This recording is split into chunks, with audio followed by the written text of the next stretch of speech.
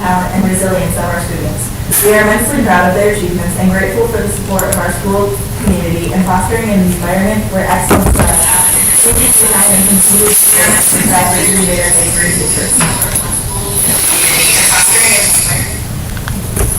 Thank you so much. That was great. I did not know about National Audio Day.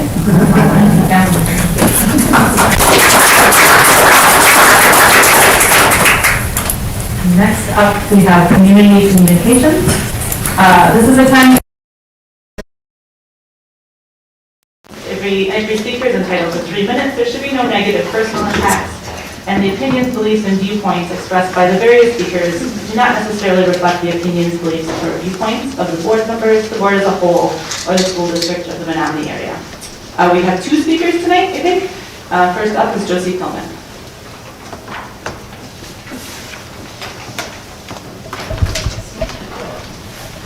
I'm Josie Pillman, and I'm from MAP.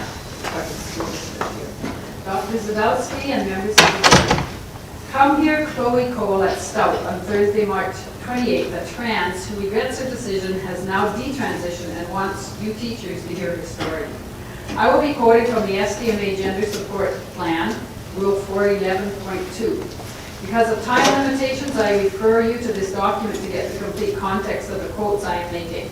Quote, some transgender and gender non-conforming students are not open at home for reasons that may include safety concerns or lack of acceptance. School personnel should speak with the student first to obtain the student's consent to discuss the student's gender, non-conformity, or transgender status with the student parent or guardian. This is such a dangerous concept, giving the student's wishes priorities over the parents. The school personnel are siding with the student, so to speak, and undermining the authority of the parents to speak truth into the student's life. Remember, no child can change sexes or should ever imagine that they could. This lie could lead to mental illness, suicidal thoughts, self-harm, etc. I'm quoting again. The support team should review the student's circumstances to determine whether existing arrangements related to the student's gender identity, gender transition, or transgender status are meeting his/her educational needs, unquote. What is gender transition and transgender status?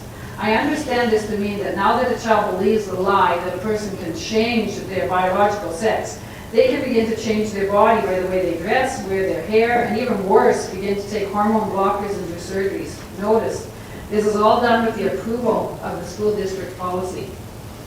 Quote, every student has the right to be addressed by a name that corresponds to their gender identification. This concept should also be applied to their preferred pronoun usage, regardless of an official name change. The district understands that some students may choose a different name than their birth name. In these situations, the district will use that preferred name as often as possible. The Student Gender Support Plan will be a guiding document that will assist the counselors in dictating what name should be used in various settings throughout the school day, unquote. Consider how harmful this policy is to a gender-confused child, not yet through puberty. And consider how unhelpful and unkind it is to the child's parents. Quote, parents who do not support their child's transition will still be encouraged to assist in the transitional process by counseling staff, but their participation is not required, unquote. This makes the district counseling team undermine the authority of the parents and overrule the parents' best policy. School board, are you happy with this gender policy? Do you think it is kind, just, and true, and harms no one? Do you think our Menomonie parents and community are happy with this policy? Does it cause any anguish to gender-confused students? Come hear Chloe at Stout on Thursday, March 28th at 6 p.m. A trans who regrets her decision and is now detransitioning. That's 3 minutes. Thank Okay. you. Our second speaker tonight is Mike Cooper. Good evening again. Mike Cooper, Menomonie. A couple of weeks back, we had a referendum that was voted down, and I'm sure there's been a good amount of questioning as to why. One reason mentioned by a number of people is that there was no clear idea what the money was really needed for. There were generalized areas of spending, but not the nitty-gritty specifics. Then there are people like myself who would not and will not vote for one more dime of taxation for an organization that enables and or grooms children for a life of misery and the gender nightmare. 20 years ago, when I was teaching, enabling was the word used when referring to damaging behaviors like drug addiction or criminal activity. Today, they now use the word affirming for damaging behaviors like gender transitioning. The result is the same, a permanently damaged life. For what? To meet the demands of a political ideology? Back in the 70s, bodybuilders were using steroids like testosterone to increase muscle mass. They found that it was literally killing some of them and permanently damaging others. The practice was stopped. But now it's okay to flood a young girl's body with testosterone for gender change. Have you seen the studies of what negative impacts large amounts of testosterone does to a girl? Do you know the amount of greatly increased risk of cancer? How it wreaks havoc on their maturing brain? Do you know, or are you just following the political dogma that pushes it? You are elected to the school board to guide the school district to the best interests of the student, parents, and taxpayers. If there is anything that you should learn from the referendum results is, you need to open up. Start surveying the district to find out what they want their tax dollars spent on. You will probably find they don't want you taking over the role of the parent, which you have no right to do. They want their children to have the opportunities to learn math, reading, and critical thinking skills that are competitive with students in other countries. Employers are moving away from looking at degrees. They are finding that a degree does not indicate skill or career readiness. Inculcating the students with victimhood and gender ideology will not be anywhere near as beneficial as being able to think for themselves and solve the problems of the workplace, the home, and in public that they are going to face. Start there. Listen to the public you serve. Fix the curriculum. Refocus on the 3 R's. Show them the improved student competencies. Then maybe they will be open to a tax increase. You undoubtedly have many good teachers in the district. And if they're good teachers, they will know they work for the parents and the taxpayers of the district. Teachers hiding things from parents or encouraging students to hide things from parents breaks the trust that parents have in the teacher. Encourage them to use best practice to get out the best out of the students. An American classroom is no place for indoctrination or inculcation. Then you will have the public on your That's side 3 minutes. when it comes to referendum. Thank you.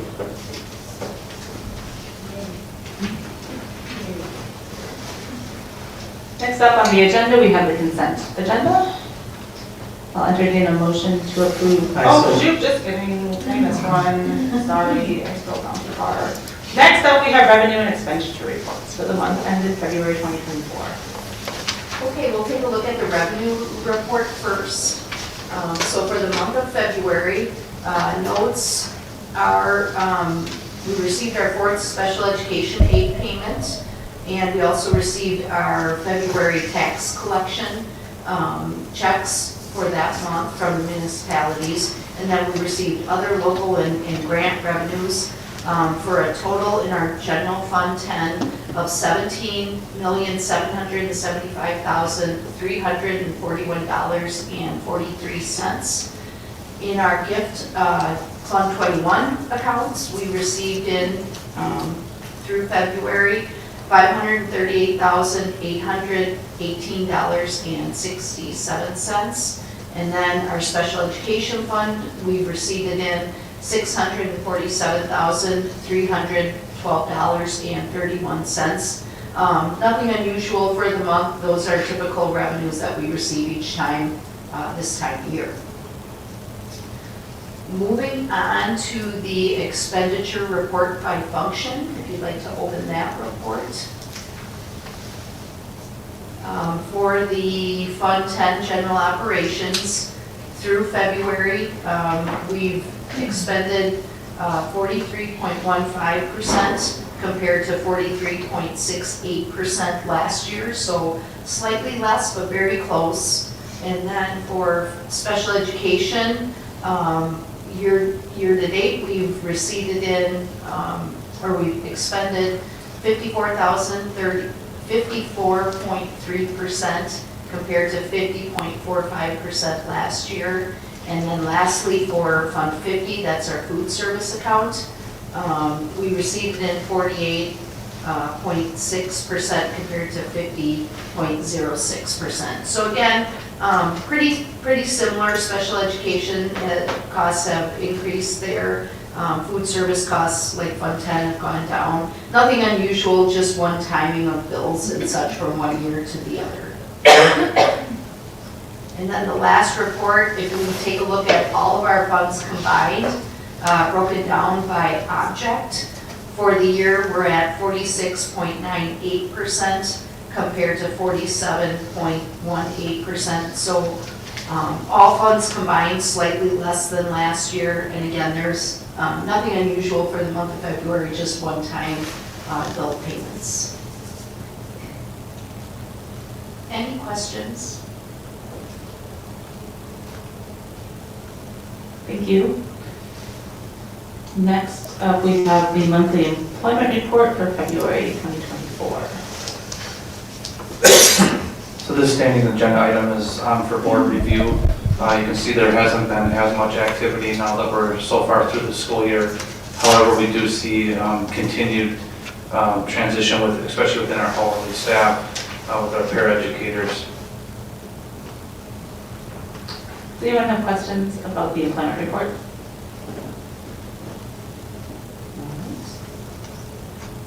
Now, we're on to the consent agenda.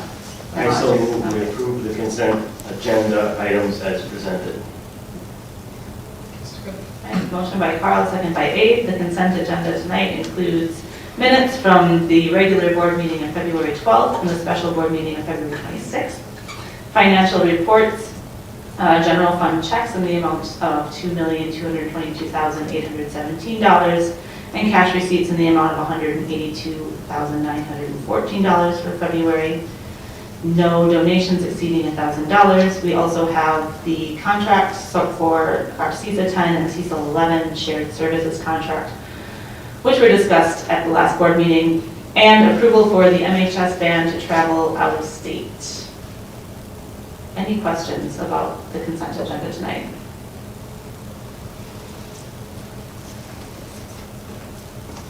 All right, seeing none, we can vote.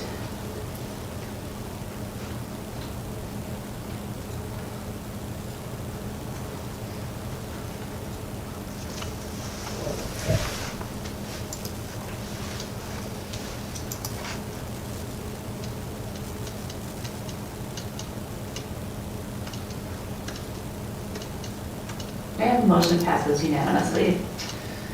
Next up, we have the personnel consent agenda.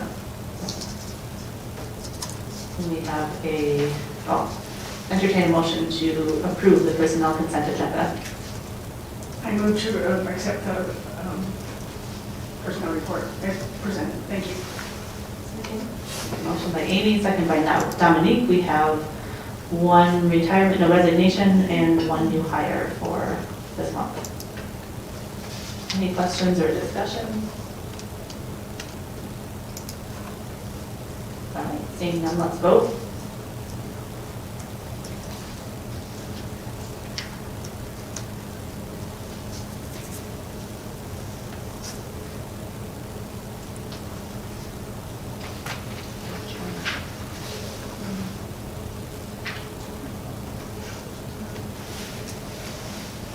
There it is.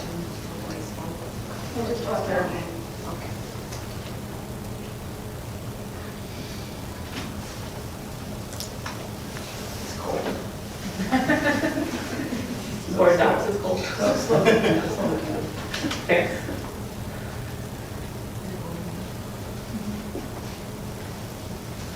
Was there, oh,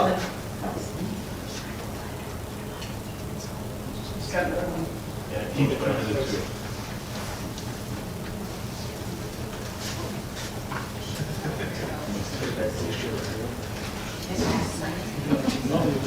okay, motion passes unanimously. All right, now we don't have to vote anymore, so.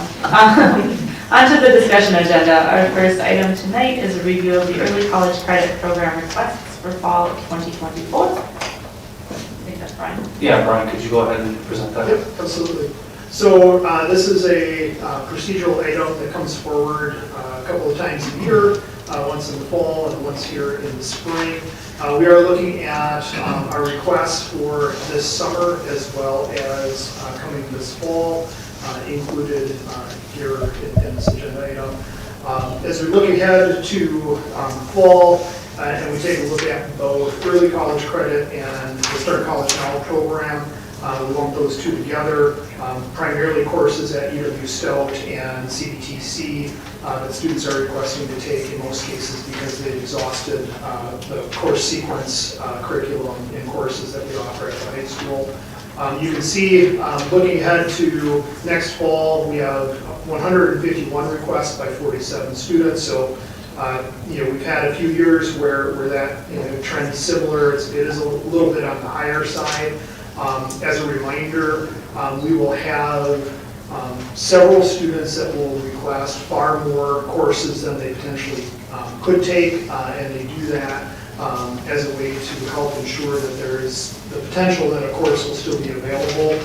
At the secondary or post-secondary level, the students would end up registering based on spots available after current students who are enrolled in those courses at the post-secondary level fill into those classes. So again, the primary reason why we see as many requests as we do in some cases from individual students is to help ensure that there's a course that is available to them.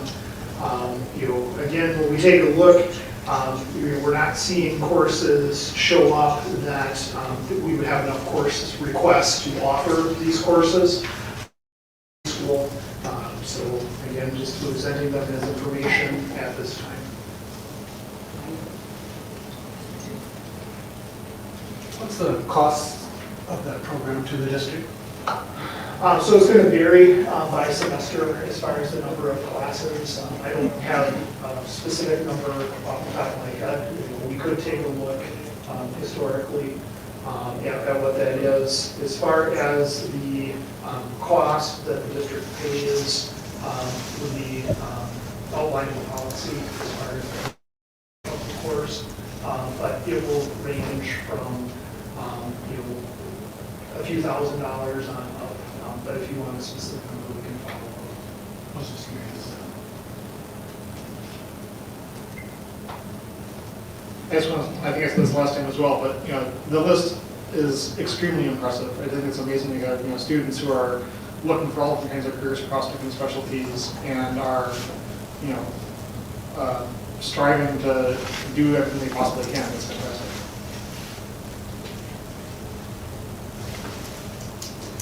Any other questions or comments about the program requests? Thanks, Brian. Next up, we have discussion of the 2024-2025 preliminary budget estimate. Very good. Leah and I will tag team this a little bit, but before getting into it, I just want to compliment Leah and her team, also the district administrators, the directors, the principals, and also our teachers and staff members who have had input in the development of next year's budget. I also want to point out that this is really the beginning. It just was in October, the end of October, that the board set the final budget for this school year, and it won't be until next October that the board sets the final budget for next school year. But this really is kind of the first earliest estimate of what the budget for next year will look like. It starts really at the building level with the budget builder worksheets that are filled out, and then it kind of moves up from there. But I'll ask Leah to kind of talk about some of the assumptions, and that's one of the challenges of budgeting in public education, is that we have to make a lot of assumptions. And in doing so, we try to be careful. We want to make sure that when we put our budget out there that we have room to have funding for our programs. But as we all know, things are getting a lot tighter and the budget scenario is looking much more difficult. So Leah, could you talk a little bit about the status of next year's budget? Not only kind of what we're looking at in terms of a deficit, but also some of those key assumptions. Sure.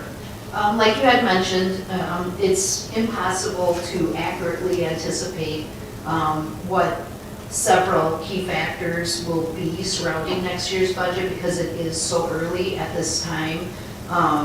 There are decisions yet that have to be made for level compensation, insurance increases, transportation contract increases, property liability insurance, all of those things, we don't have that information yet. So in this early estimate, we have to assume a percentage increase for each of those until we get more information. So right now, the early estimate is showing a deficit of approximately 3.38 million. The state's biennial budget provided no additional increase on the per pupil categorical aid, and an increase of $325 per pupil increase in the revenue cap calculation. And then on the spreadsheet I provided, it's the 24-25 budget estimate. The key assumptions are listed on the top of that report in bold, and we estimate another key assumption is the September student count. We have to project that as well. That's a key factor in our revenues that come in from the state. So our membership for September, actually that should say September 24, but it is the membership of September 23, less the senior class, plus the like size kindergarten and 4K. That's how we come up with the determination of estimate for September 24. Again, our per pupil aid is the same. There's no increase. It's $742. Our transfer of service remains the same for 23-24.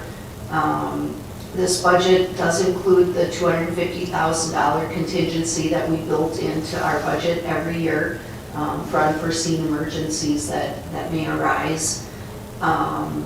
It includes Fund 46 transfer of $810,000. Fund 46 is our capital improvement fund that we've established and have been operating for many years. And then lastly, this budget does not include any ESSER funding, which we're anticipating all of the ESSER funding to be expended by the end of this school year. So there wouldn't be any funding into next year for that. Otherwise, I have listed there percentage increases for salary and benefits, the 4.12, which is the CPI that was released in January as an estimate or beginning point.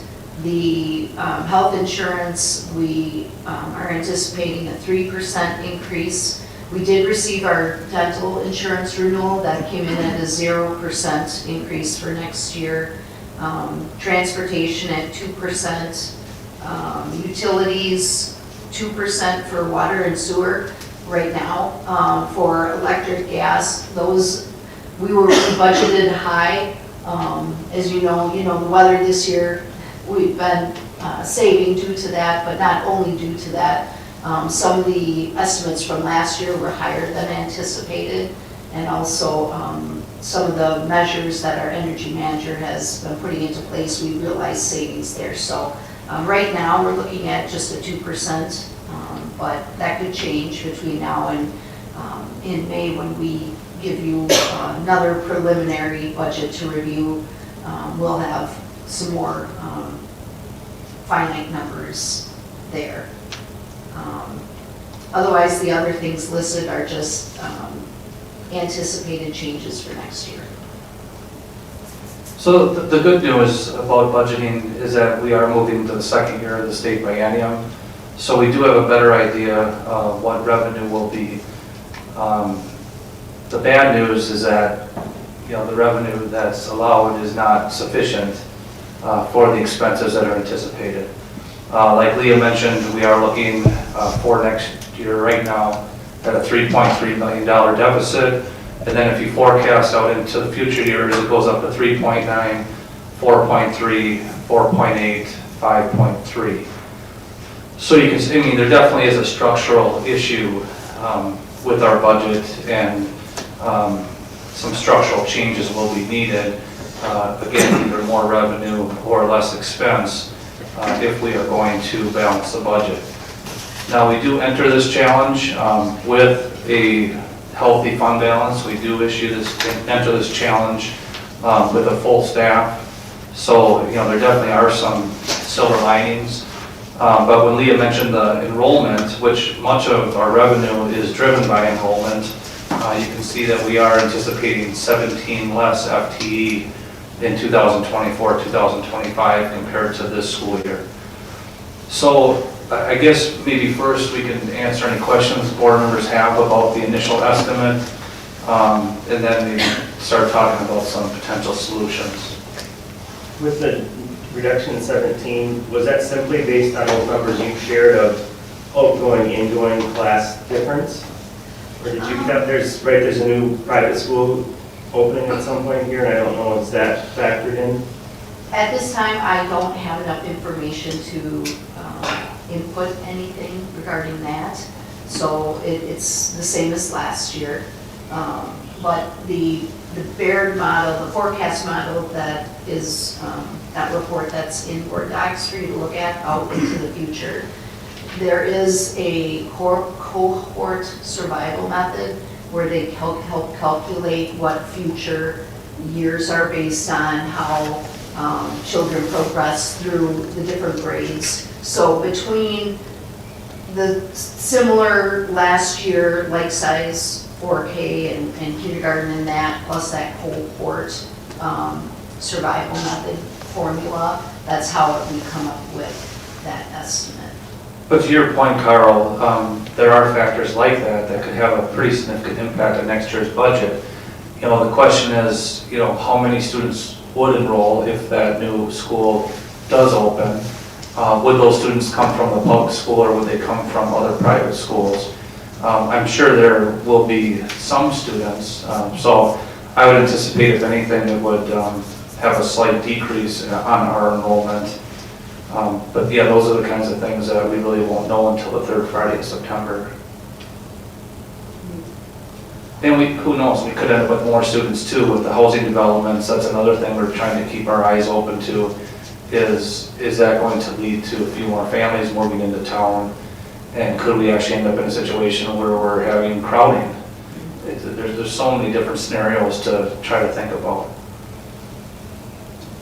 On the health insurance estimate, I'm just curious, the 3, you said the dental came in actually already. I'm curious where the 3% estimate came from. My personal health insurance went by 7.5, so I'm kind of curious if 3% is a market estimate or. Well, we've been working with our consultant a little bit. Also, we made some pretty drastic changes to our plan. We went to a high deductible plan this year, which we do think is going to have a pretty significant impact on usage. So that's our best guess at this point, but certainly we'll be able to have a better idea. I mean, our new plan has only been active since January, so until we get a few more months under our belt, we probably won't have a real accurate figure there. Ask my fellow board members, Angie and Carl, in your experience, are health insurance prices stabilizing in your world, or no? No, ours went up 18% actually. Well, we're seeing disruption in the available provider networks around here right now with Prevea leaving, and there's an awful lot of unknowns, and none of the unknowns don't ever save you money.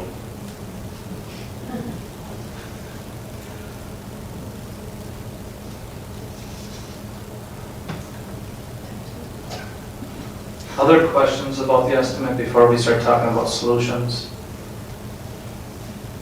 I just want to make sure I really understand the Baird model. I think a lot of what we're thinking about is looking at these multi-year projections.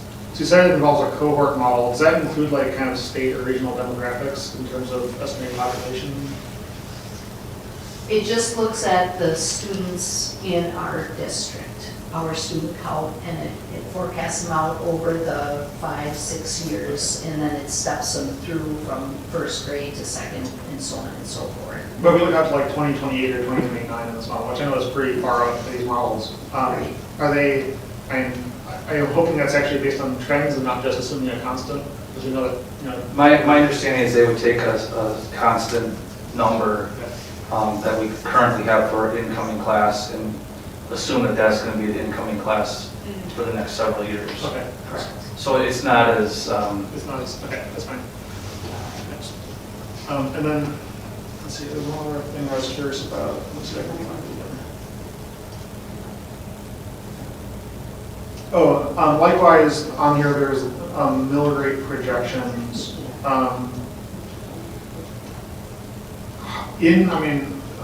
Predicting mill rate is dependent on so many market variables, right? Valuations and so on. I'm curious, maybe the right way to ask this is, you look at past year's models, does the projection of mill rate, if you look out a few years, does that seem to be a decent guess? I think it's probably quite conservative. I think it's only factoring about a 3% growth in valuation, and I think we've outpaced that quite a bit recently in Menomonie. So I would say it's conservative. So by that I mean, the mill rate listed is probably higher than it will actually be, because property prices are going to rise faster than. That'd be my guess. Thanks.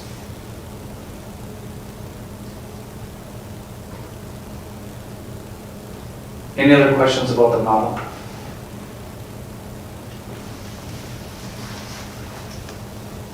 Amy, I think your look kind of summed it up. It's and I'm not picking on you. It's discouraging. It really is discouraging when you consider that we're not coming to you asking to add a bunch of new programming or add new staffing. This is a status quo budget with status quo staffing, with status quo inflationary increases. And when you look at that and know that we're facing this kind of deficit, it's not good. But we knew this was coming. That's one of the reasons why the school board, I think, asked the community to consider a referendum, and knowing that the ends were not going to meet.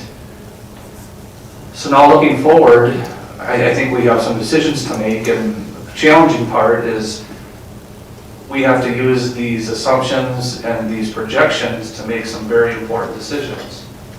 Like I said, the good news is that we come into this challenge with a healthy fund balance, with a really thriving school district in so many different ways. The challenge is that what do we do about it now? Because when we look at our fund balance and you see articles about schools borrowing money to make payroll, we're not in that situation now. But in just a matter of a couple of years with these projections, we will be, unless some structural changes are made. I'd like to verbally point to, I think, the thing you were just referencing. So, we're all looking at a chart with a lot of red numbers on it. When I look at the fund balance, so we have this year's fund balance, and then it drops, roughly, by the deficit next year to around 13, and then drops in 25-26 to 9.2.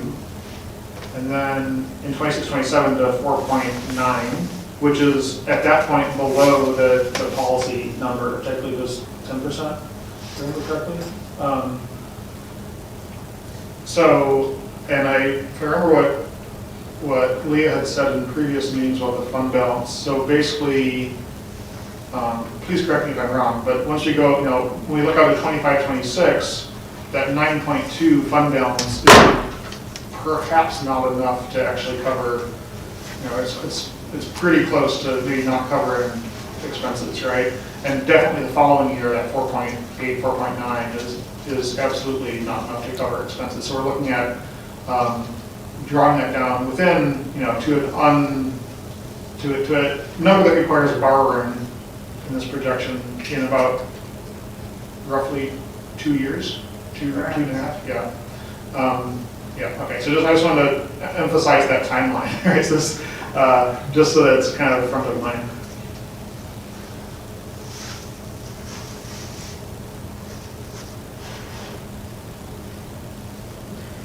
I think the best way to sum it up is that as years go by, our savings account is being depleted. And if you look at 28, 29, nothing. It's going to be in red.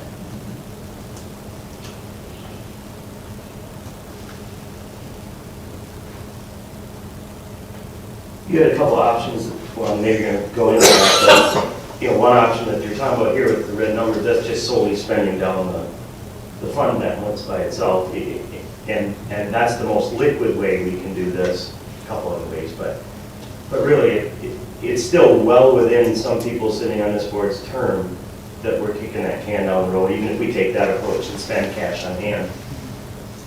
There's still gonna have to be something happening.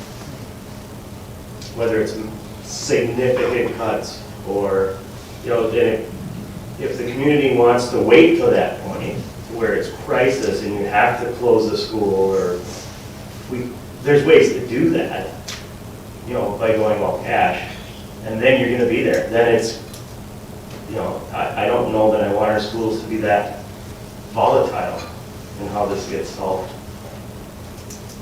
It's not gonna be good for kids.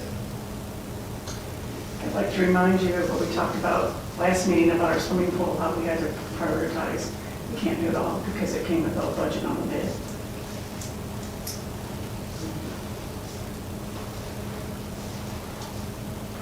Any other questions? Can you remind me, I know that you can't just have a bunch of money and then put it into the fund balance. It takes time and there's rules to build that back up. Is it a matter of penalties each year that we would take as we move money into there? Not that there's money to move into there, but hypothetically, if we're spending this down, at some point we gotta put it back in, right? At least to our minimum numbers? There's really no penalty, there's no legal penalty or anything like that.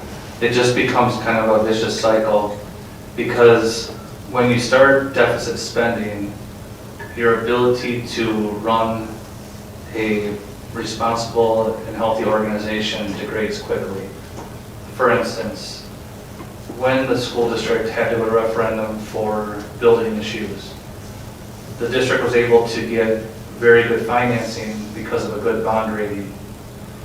If all of a sudden your deficit spending and then your fund balance is below school board policy, your ability to borrow money, whether it be for a building issue or whether it be for cash flow purposes, is either going to become very difficult or maybe non-existent. And certainly you're going to pay higher interest rates than if you are running a well-organized organization. In terms of penalties, you know, because we are a district that is aided on the positive end, when dollars are spent, additional state aid is received. And if dollars are not spent and put into the fund balance, then you're not receiving as much state aid. So more of the burden for the following year is put on local taxpayers. And that's why we have tried to methodically build our fund balance in small increments over the years in an attempt to try to maximize the amount of our revenue that comes from the state instead of the local property tax base. Now, people could argue that all revenue comes from taxes at some point, but there's still a big difference between receiving state level revenue than local property tax revenue. So, yeah, I would say that even though it's not a legal penalty, it's not advisable to spend down your fund balance, borrow money, not get a bond rating when you have to borrow, and then also, if you do build fund balance, it costs the local taxpayers more essentially because you're not getting as much state aid. That must hurt us. I mean, eventually you're going to get the state aid when you spend the dollars, when you spend the fund balance down, but when you stop spending it and start putting it back in, it really kind of messes up your mill rate. Any other questions on the projections?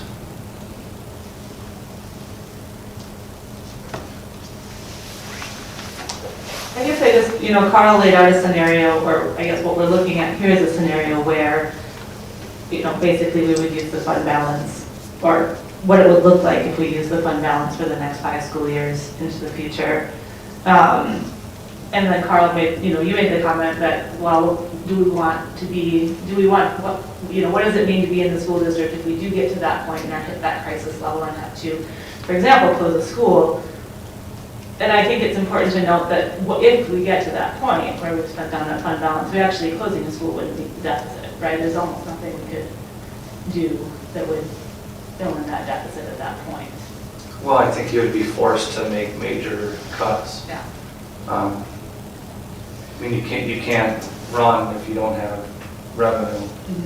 So, yeah, you would have to really eliminate many services and programs. But again, many of our services and programs are mandated by law. So really it would be the things that are non-mandated that would be required to be cut. So talk about solutions for a few minutes? Yeah. Okay. So what we proposed, or what we shared with you tonight is all status quo. If the board wants to remain status quo, this is kind of what you could expect to happen over the next 5 years. Things that we can do, we can make reductions. Our administrative team has already been working on reductions, certainly through the referendum process, some people had suggested some reductions. That can be done. The board still can look for additional revenue, but as you know, a referendum is needed, and a referendum would have to be approved by the voters. The referendum that was in this past February, I think everyone understands it was a big ask. It was a big referendum, and it was recurring out into the future. There's other referendums that schools ask for. You could ask for a limited term referendum. You could ask for a smaller referendum to bridge the gap, and do something where maybe you decide we want to cut some things or freeze some things, with the hope that between doing that and having some additional revenue that could get passed in November referendum could be possible. A November referendum still could be applied to next year's school district budget. The board would have to approve 2 budgets in October, and then the results of a November referendum would be what would determine how the budget would move forward. The problem is if you do that, it's going to be too late to make many of the cuts unless you start making some of those cuts soon. And on this agenda, the next several items really are talking about some of the major expenses we have.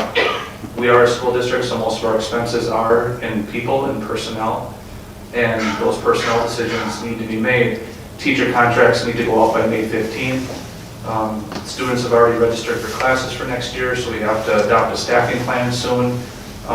We all know there's a teacher shortage, so we need to begin hiring teachers for next school year. So we can't wait until November to make those kinds of decisions. The board has to try to project out and provide direction in terms of how you want us to continue to build this budget and what kind of solutions you want us to look for as we move into next school year.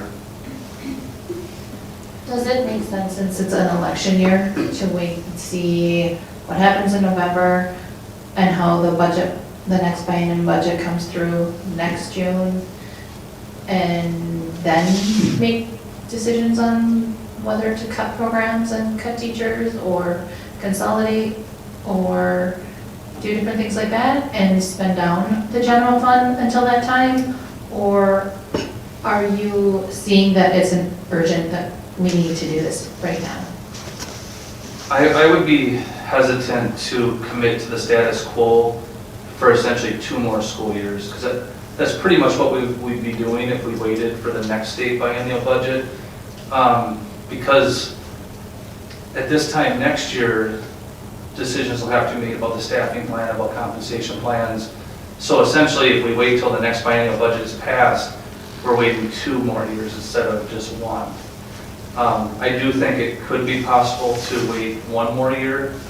And I do think our fund balance is in a spot where we could do that. I would suggest to the board potentially making some moves that won't, really change our programming drastically, to try to maybe, bring that deficit down a little bit. But I think that does make some sense to not get too aggressive with cuts right now. Do you also think some of what I heard sort of externally about the referendum was that we didn't communicate, or we didn't get the community's input on what we should do for a referendum? And so maybe taking some time to gain some input on what programs and services does the community value, and then we can make a decision that way, and what is important, and then if we went to another referendum, they would be voting on what they said that they valued. I guess I won't be on the board, but that's kind of was one of the things I was thinking, that to help get buy-in if we had to do another referendum. Yeah, I think if a referendum is asked again, I think, getting more buy-in is something that's going to be critical. I really like the idea of having a clear understanding of what people would support and what they would not. I would like to think that that's possible. I think it's really difficult. And with the scope of the numbers that we're talking about, the size of the deficit we're talking about, I don't know that there can just be, like one singular program, other than potentially closing our rural elementary schools. That would have a pretty significant impact. I don't think it would get us all the way there. But something like that, I think, is a discussion that could occur. One of the things I think was mentioned both in the budget estimate and your synopsis was the Fund 46 and the contributions that go into that. And so out of curiosity, I went back to the January report we got, and it's a spreadsheet conveniently, so I said, okay, what happens to Fund 46 if we stop contributing to it? And coincidentally, that fund would, with the expenses as planned by Kevin, would be extinguished in, let me scroll to the top.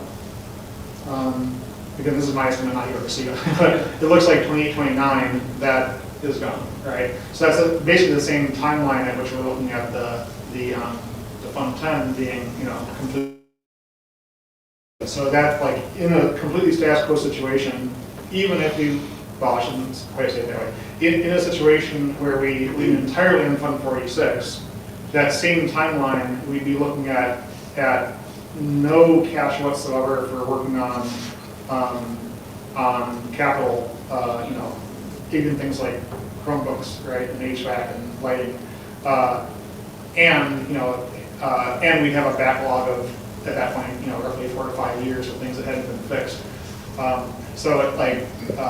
Just if other fellow board members haven't kind of looked at that chart for comparison, that timeline is pretty firm one way or another. If you did ditch the 810 into Fund 46, though, you would stretch out the general fund a little bit longer because you'd be almost $1 million.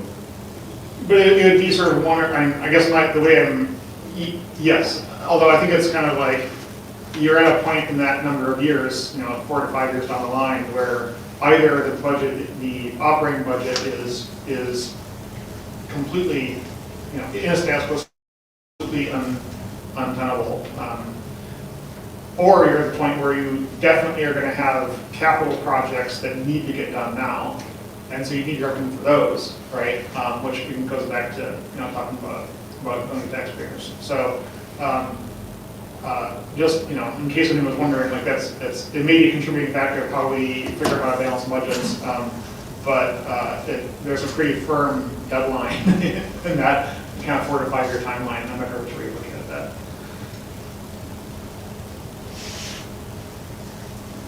As far as our health insurance goes, being one of our larger expenses, how often have we shopped around for insurance? Have we changed companies or changed brokers? Well, we're self-funded, so there's only so much we can do. We did change our third-party administrator a few years back, and that was a real good change for us. But yeah, we just have had major changes to our plan design this year, and we had about a run of 6 years with no increases to our premiums. But I'm hopeful that the changes that we made this year are going to stabilize that for a while. Okay. But again, some of these external factors that we're already talked about tonight, I think, could make that more challenging. Okay. Regarding the health insurance, is it not the case that we've actually only gotten one bid over the last couple of years? Yeah, that's the other problem, is that even finding bids the last couple of years. Do we have a broker per se that goes out and shops that for us? Okay. Yes.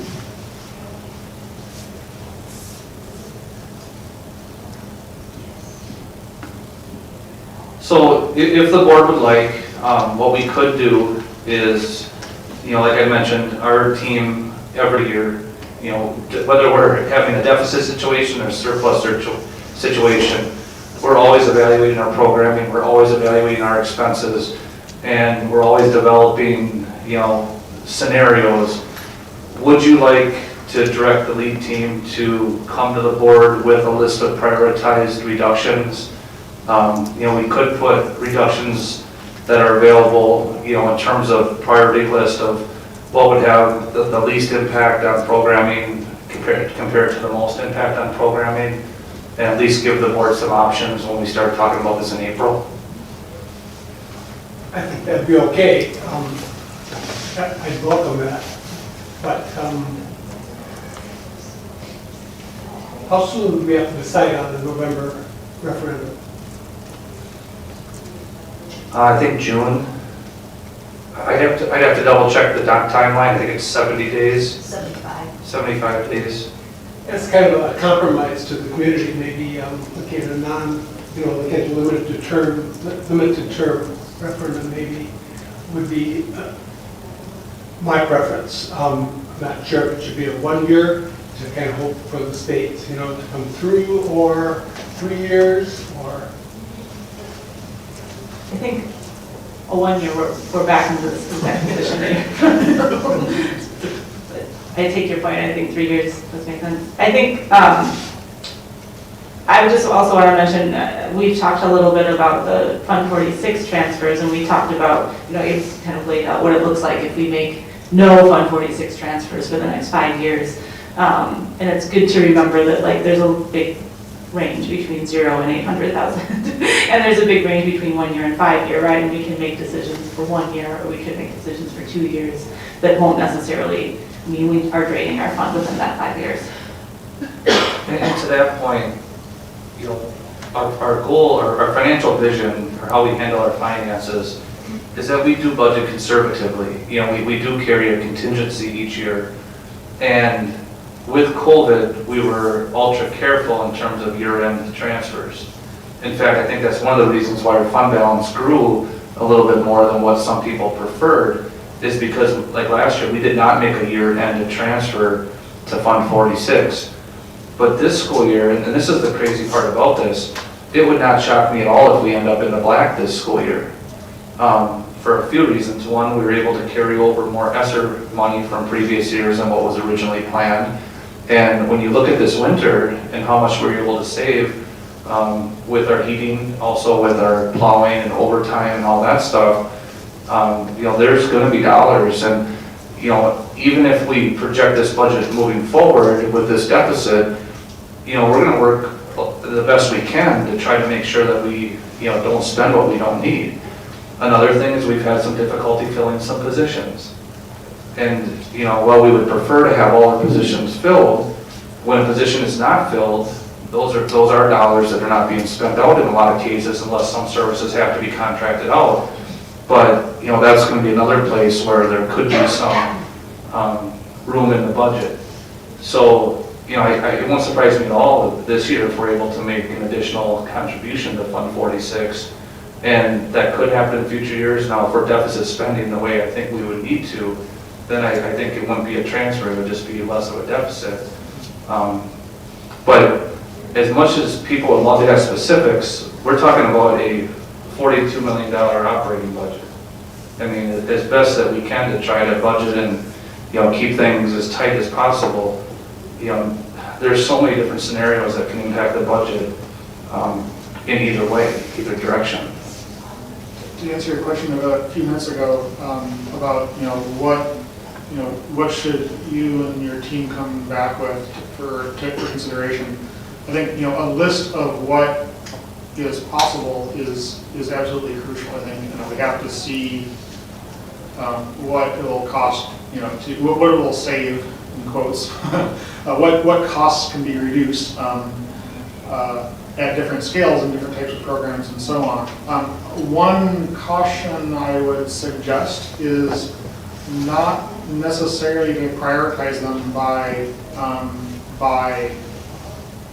what you see as the least or most impact, for the simple reason that I think we're all going to have to consider things that are going to be very difficult to come through this. And I think, I'd like to see things that on the list that everyone or various people really don't like. Because if it's only, if we kind of go for the thing, if we kind of pre-filter the list by the things we think, yeah, we can get rid of this, we can get rid of that, whatever. Not that dismissive, as I just said it, but I think that actually there are going to be hard choices to make, and confronting that up at first and saying, here's a list of things we've thought about, and maybe there's something that you really don't like, or that Brian really doesn't like, or that Sam really doesn't like, etc. And it was like, man, that would really make this position, this program really difficult to continue. And people might love that program, but we still need to know what those cuts would cost, and in some sense to really understand the scope of the problem. So I think there should definitely be a list. I'd almost suggest it be ranked by maybe randomly. It doesn't have to be ranked in any sense by preference. Just here's what we can think of. And I know that's almost an impossible task as phrased because there's dials of all sorts. But I think there's a very natural tendency to say maybe I won't put this on the list. Not that not that anyone's trying to be to hide anything, but more just because we all have our preferences. And I think this is something we really have to discuss. To Angie's point, like discuss wholly as what really are the priorities that the community can come to agree on. Otherwise, we'll kind of be back in the same situation. But I think it's important because they are essentially the knowledge experts of what's going on. And they implemented the programs and the policies, so they would know then, what the impact is. Is this impacting our whole school district? Is it impacting just elementary kids? Is it impacting just math? Is it impacting 100 kids? Is it impacting 1,000 kids? I mean, those are all important things that they're going to need to consider, and I think they should prioritize it by what they feel is the most impactful. And least impactful, most cost beneficial, least cost beneficial, they would know that better than anyone. So I would prefer that rather than just them randomly listing a bunch of stuff we could cut. I agree. So yeah, I apologize. Maybe I didn't express what I meant quite clearly enough. Things of high impact should also be listed. Yes. That's really right. Yeah, that's the short version of what I was saying. And we should be able to discuss that impact and understand it. I think you make a really great point. We should talk about what that is and what that would look like. And I like your point that some of these things are going to be really only hitting the high school. Some of these things are going to be hitting the elementary schools or whatever. And I think having all of that knowledge and having the things on the list that maybe everybody hates the idea of, but we still have to talk about it. An example of that is, we recently talked about the pool, right? One option that was, in some sense, available is just end it, right? Now we didn't. You're talking about the pool? The pool, yeah. And no one wanted to do that. And it's not what we decided to do. But that was, that is, we saw the budget numbers for what the entire project cost, and the board could have just said nope, right? Obviously that wasn't the decision made, and it wouldn't have been the right one. But we knew what that number was and what the entire renovation was going to cost. Okay, so we'll have a meeting. I would just like to say that I'm on board for 16 years this coming April, and I want you to know that there's a lot of ebb and flow. And when I first started, we were very much in deficit, and we did those things just like you said. We had prioritized. In fact, we had level 1, level 2, and level 3 cuts, depending on where the budget might be, and it was prioritized, like Angie said, and so forth. And that was always a big thing. We also had to short-term borrow in those days as well, which means for the public that when the revenue isn't here yet, we have to short-term borrow until it's paid back. And that always takes, some paperwork and some work to do that. And we haven't had to do that for several years. And so, the prioritizing was something that, we did, and the board had really robust discussions on those level cuts and what needed to be done. So I just want to let you know that that's a little bit of history of how it kind of goes. We've been lucky these last, 5, 6, 7 years, even though education isn't funded where it needs to be. As a school district, we've been, pretty lucky that we've been able to do what we have been able to do. We've made our own luck. Yeah. No, your point's well The taken. luck of the Irish. Okay, I think that's good direction. So, like I said, we have been working on things, but for the next board meeting, was it April 8th?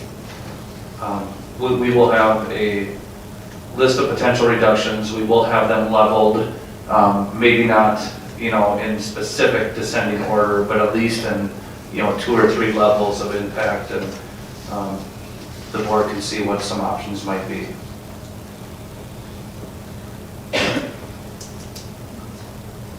It really wasn't luck. It was good financial oversight. But anyway. There was some luck too.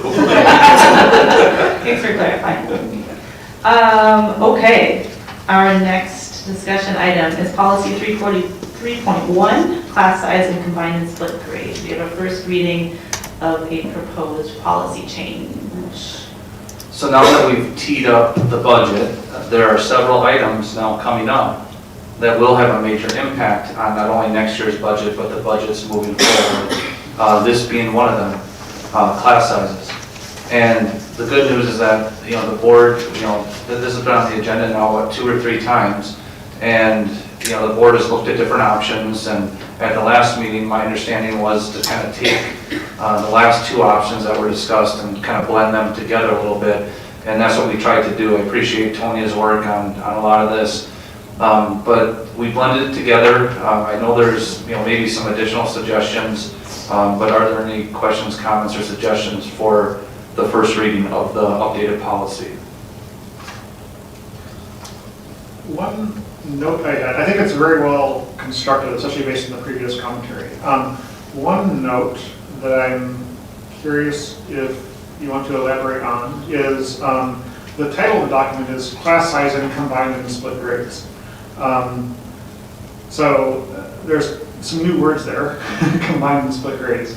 And I don't think discussion of the combined or split part is really in the description. Maybe it doesn't have to be because it's really about administrative decisions. But I'm curious if you want to elaborate on what those words really mean in this context. Just a quick note, the policy name has always been. Oh, I'm sorry. Yeah, and that's what I was going to say. I think that's just simply an holdover. Okay. If the board would like to change the name of the policy to just, class size, something like that, it could be changed.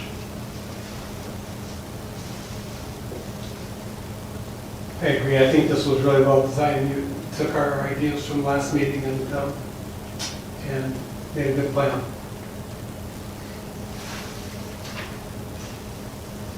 Two-way question, do you think it's appropriate to have anything in here about combined or split grades? That isn't something that is commonly done in a district of this size, but is it important to be in there, I guess, or not? I don't necessarily think it's important to be in the title. I do think the way the narrative is, it provides enough flexibility where if that was felt to be the best option, for instance, in one of our small rural elementary schools where we had 2 super small classes back to back and we wanted to do a combined grade level or something, I do think this policy, the way it's written, would allow for that to happen.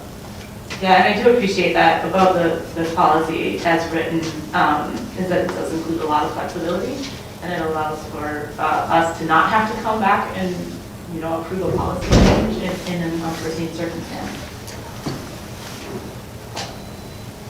A small change that I think could help just the flow of it is to actually switch the sentences and technically the second paragraph to kind of outline the actual process, because the way it reads, it's sort of like, I think the way it actually happens is that administration works and recommends, and then the responsibility does fall on the district administrator to create the class size, but doesn't necessarily start there.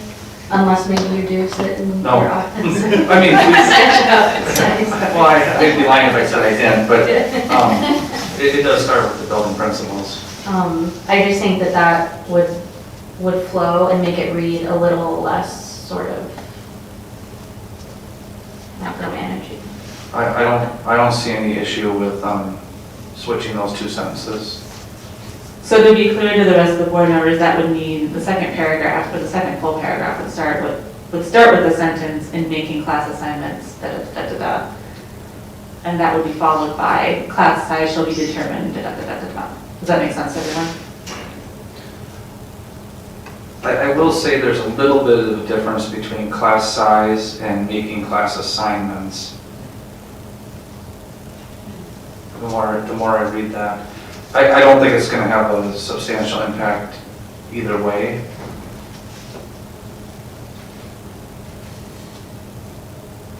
Whatever the board's pleasure is, it doesn't matter to me.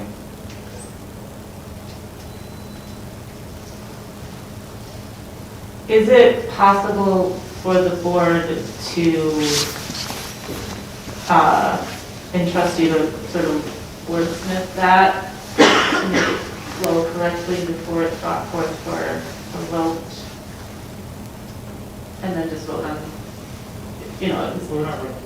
right, no, I'm just saying, like, if we are planning to vote on this on April 8th, and if it's brought forth on the action agenda on April 8th, can we sort of leave you with the instruction to sort of rework that paragraph in a way that makes sense? Certainly could. Yeah. I mean, I guess I'd prefer the, direction. Would the board like it flipped, or keep it the same, or rework the entire paragraph? I mean, I think the interpretation of what that first sentence says, to like Dominique's point, I don't think it's meaning that you're literally going to do it. I think it's more meaning class size consideration shall be taken, or class size shall be taken into consideration to maximize students' educational experience. But it throws you in there and it just makes it sound funny. I think that's, the intent is that the district shall take all of these points into consideration in order to maximize their educational experience, provide quality instruction, an appropriate learning environment, where it just makes it sound hokey when it throws the district administrator in there. So I think even if you just take that out, I think the whole paragraph flows better. Like, and insert the intent of the why class size is important and how it shall be determined, or, I don't know. I still think you want the buck to stop with the district administrator, though. I think by flipping the sentences, like Dominique suggested, that would do that. Would anybody object to flipping the sentences? Good. Okay. From my memory, are the guideline class size ranges the same as they were last time? Very similar. There's a little bit of difference. Are they higher? The maximums are slightly lower at the elementary level. And the rest are the same? The minimums are slightly higher. Oh, yeah. But the maximums have not?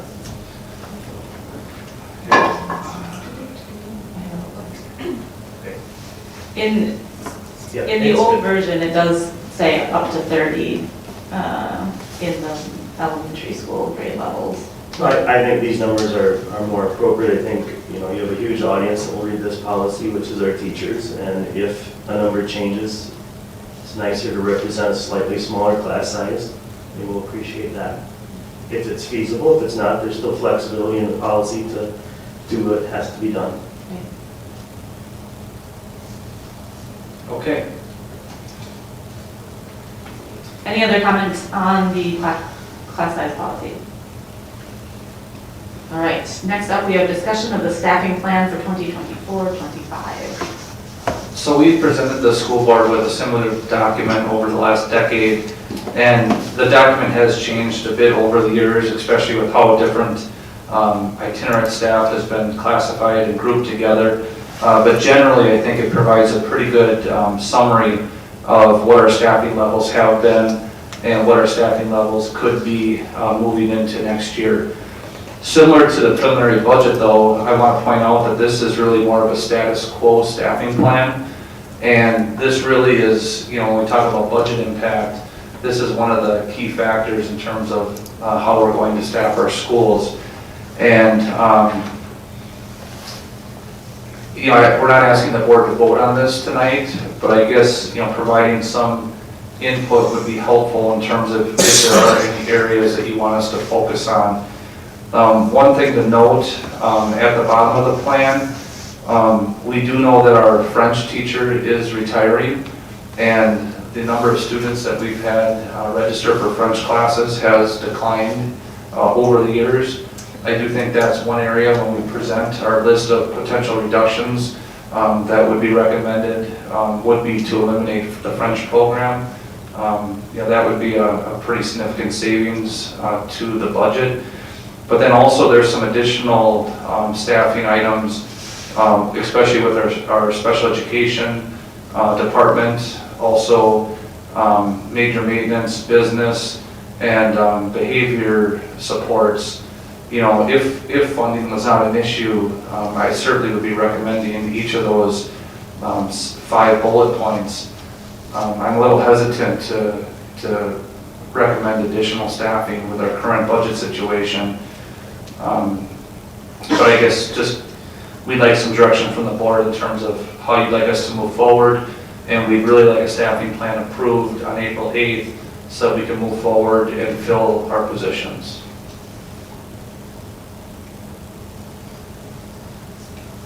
So as you said, this is kind of laid out as kind of a status quo plan in a sense.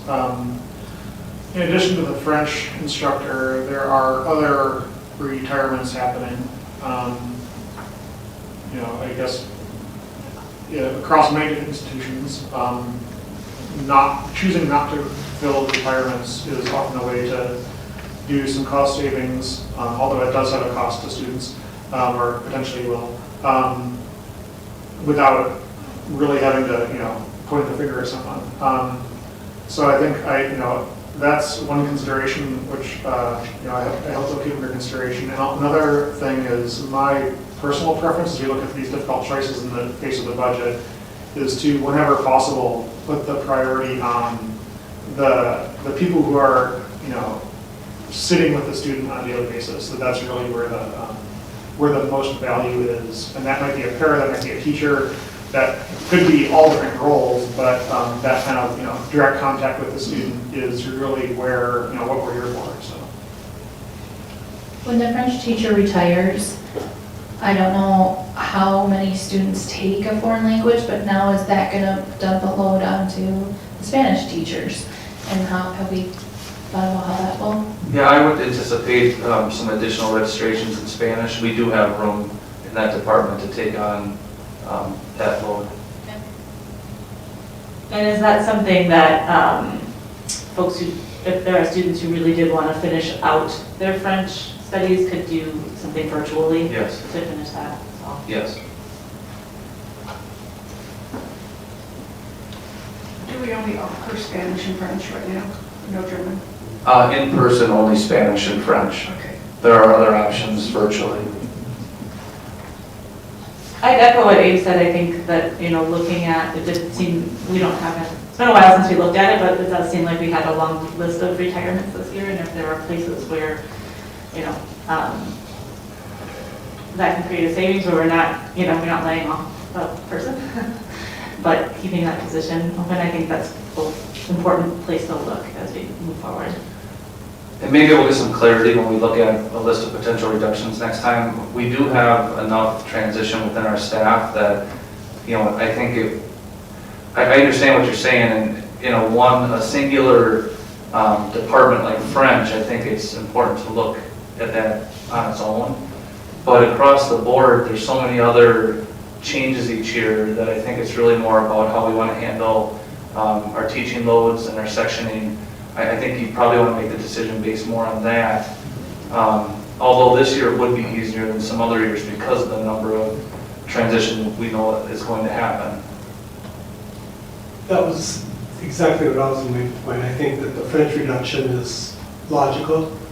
I like this plan the way it is. I think you have to really keep in mind that, not replacing retiring teachers easy and may have an impact on students, but it has a bigger impact on the rest of the staff.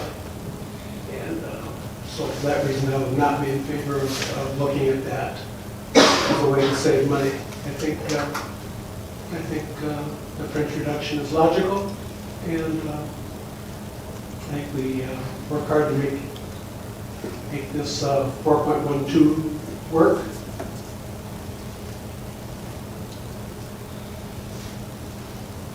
Regarding the bullet points below, where you said, if money were not a factor, these are the positions we'd like to add.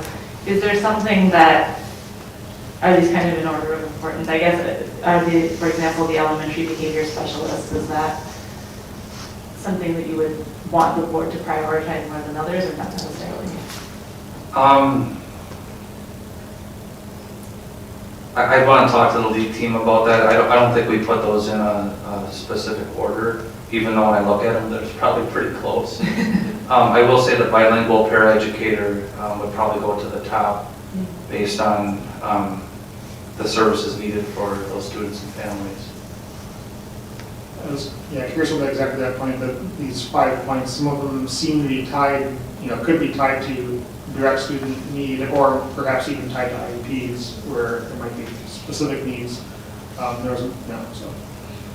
Yeah, and in terms of the IEPs, we cover everything that we have to cover. The problem is our caseloads are well beyond what would be considered recommended. Everyone's doing more with less, though, and I think we heard that loud and clear from some of our community members, that that's kind of what the expectation is in our school district right now. But there is a breaking point, too, in terms of retaining staff. That's one of the things I worry about burnout with our special education staff. When you start putting that many students with those many needs on one person's caseload, burnout is a real issue. The fourth bullet point, accounting assistant for the business office, we saw in the auditor's report that was highly recommended to have in the business office to run through accounting and so on, and to break up accounting duties in a way that's more separated for an institution this size.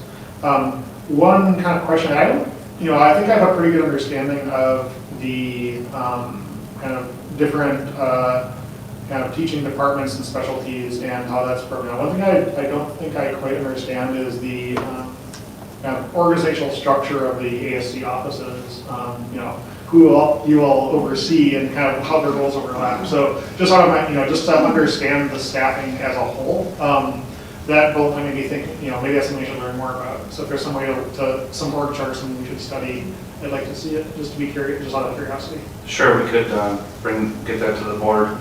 And part of the challenge there is that, the way that administration works for school districts now compared to even a decade ago, the amount of red tape, especially at the state and federal levels, is just, it's increased so much.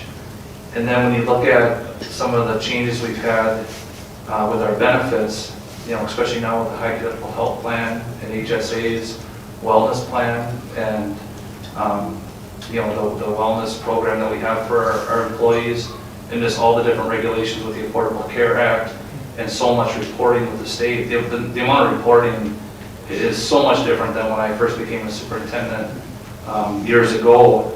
I understand why that's needed, and we have, we took advantage of a retirement we had here at the ASC, about 3 years ago, and I think there's people doing more than what they should be in expecting to be accurate and doing a good job.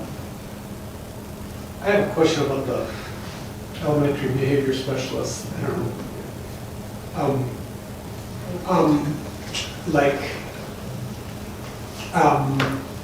We have one in place now in the district. We have a behavior coach in the district. And I was just wondering about if you have any statistics wouldn't be the right word, any information about how effective that is and why it was made.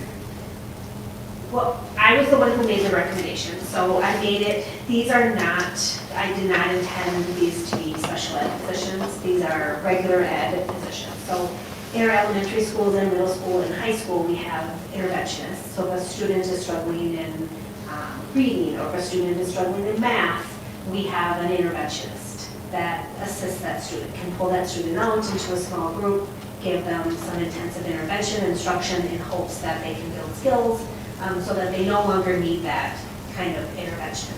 We don't have that for behavior. So when a student is struggling with behavior, and I think you've all heard, I think I've heard, it's across not just our district, it's across the state and across the nation, that behaviors, we started seeing this, I think, before COVID. After COVID, it really kind of ramped up even more. Students are struggling with behavior. And so classroom teachers, just like those interventionists of reading and math, don't necessarily have the time to give that one-on-one or small group intensive reteaching. They do their best, but we don't have necessarily, we have that service. We do have our school counselors that are in there and they do classroom lessons, but they're also at capacity as well because they organize all the state testing, the district-wide and state testing that we do. So I think some of it is, again, like Joe talked, there's a lot of mandates that we have, things that we have to do. And I, at the elementary level, I'm looking at that as more of an early intervention. If we can give students a better base, teach them behaviors, teach them executive functioning skills, teach them to regulate, would they have more success later? Would they be more successful within a classroom setting so that they could learn? So what I see is that kids, not all kids are coming to school ready. They don't have those skills yet, but if we can teach them those skills, I think they would have more success. And the hopes would be, we don't have data, the hopes would be that you would have less behaviors at the middle school and then less behaviors at the high school if you're intervening at an earlier age. See, a decade ago, the classroom teacher would handle most of it, and then the stuff that got beyond what was appropriate for the classroom really would be handled by the school counselor or by the building principal. But, that was not enough. And then there was, curriculum, character education, and different best practice strategies that came into the classroom, and there was a lot of differentiation within the classroom, kind of the core instruction. And that helped, but what we're seeing is it's just not enough. And I do think COVID has something to do with it in terms of the socialization that some of our youngest learners missed out on. But I also think it's more than that. Like Tony said, we saw some of these trends before COVID. Me personally, I think a lot of it has to do with screens. I think too many kids are spending too many hours on screens, watching their iPad or watching the TV or on their phone, and they're not learning how to socialize properly.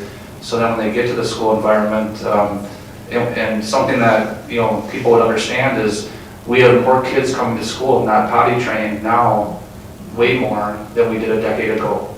How is that possible? I really appreciate your explanation. I really agree. Do you have any are other districts using this? Is there some?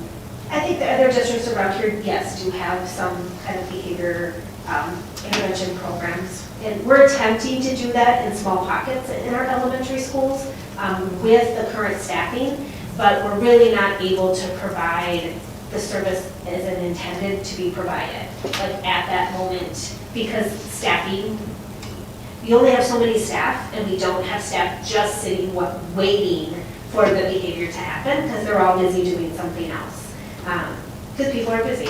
So this would give an opportunity for that person to be in the building, so when that happens, they can do that reteaching right away and hopefully get that student back on track faster. I think it makes good sense. I would really support that one and the other 4 bullet points there as well, I think. Like Joe said, funding was unlimited, I think, yeah, that. But that's a good point. I think even though we're facing a deficit situation, it doesn't have to be that the last thing in is the first thing out. I think we have to continue to look at the needs of our programming, the needs of our schools, the needs of our staff and our kids, and that's our job, is to continue to reprioritize. And I would say some of these things are probably at a higher priority than some of the things we're doing now. So it'd be a lot easier not to recommend anything new and just stay with status quo, but that's not what we want to do if we want to keep our district moving forward. But the problem is, though, it's probably not going to come at the cost of something else, since there is a new revenue. There's a value component to think about, right? And I don't know what this role pays, but it probably doesn't pay what a teacher pays, right? And a teacher can only do what a teacher can do, much like a doctor does what a doctor does, go back to my healthcare, nurse does what a nurse does, respiratory does different. And so it may be that paras or, what was another one there? Anyway, if we can keep our teachers doing what only teachers can do with a lower paid employee, frankly, that's value if it works as well. But it has to work as well. The only thing I'm confused on, are you thinking the behavior specialist to be less than a teacher? I don't know, I'm just making a general comment with this whole exercise. Okay. That it may need to be, as you shift around these things, we're saying what's more important and less important. Well, we have this need, maybe someone can do it and not have to replace that retirement, for example. Because we don't have to do it the same way we used to do it, right? Okay. I would also like to pay attention to if we have a lot of employees that are right at the threshold where they don't quite qualify for benefits. I know healthcare is a huge expense for insurance, and it's hard when we're in budgets, but it's also tricky to think about creating new positions if there are people that are already working for us and doing a great job and falling just below the hours that it would take to get to being an employee with benefits. So if there are people that are consistently right there who have put in the time, maybe there's a way to transition them a little bit too and find more hours and get them benefits and get some of that added value. Just in terms of the ethical considerations for, as an employer, of a lot of people. I appreciate you said that. I actually asked that question earlier today, and we have 13 that kind of fall below that threshold of health insurance. In my experience,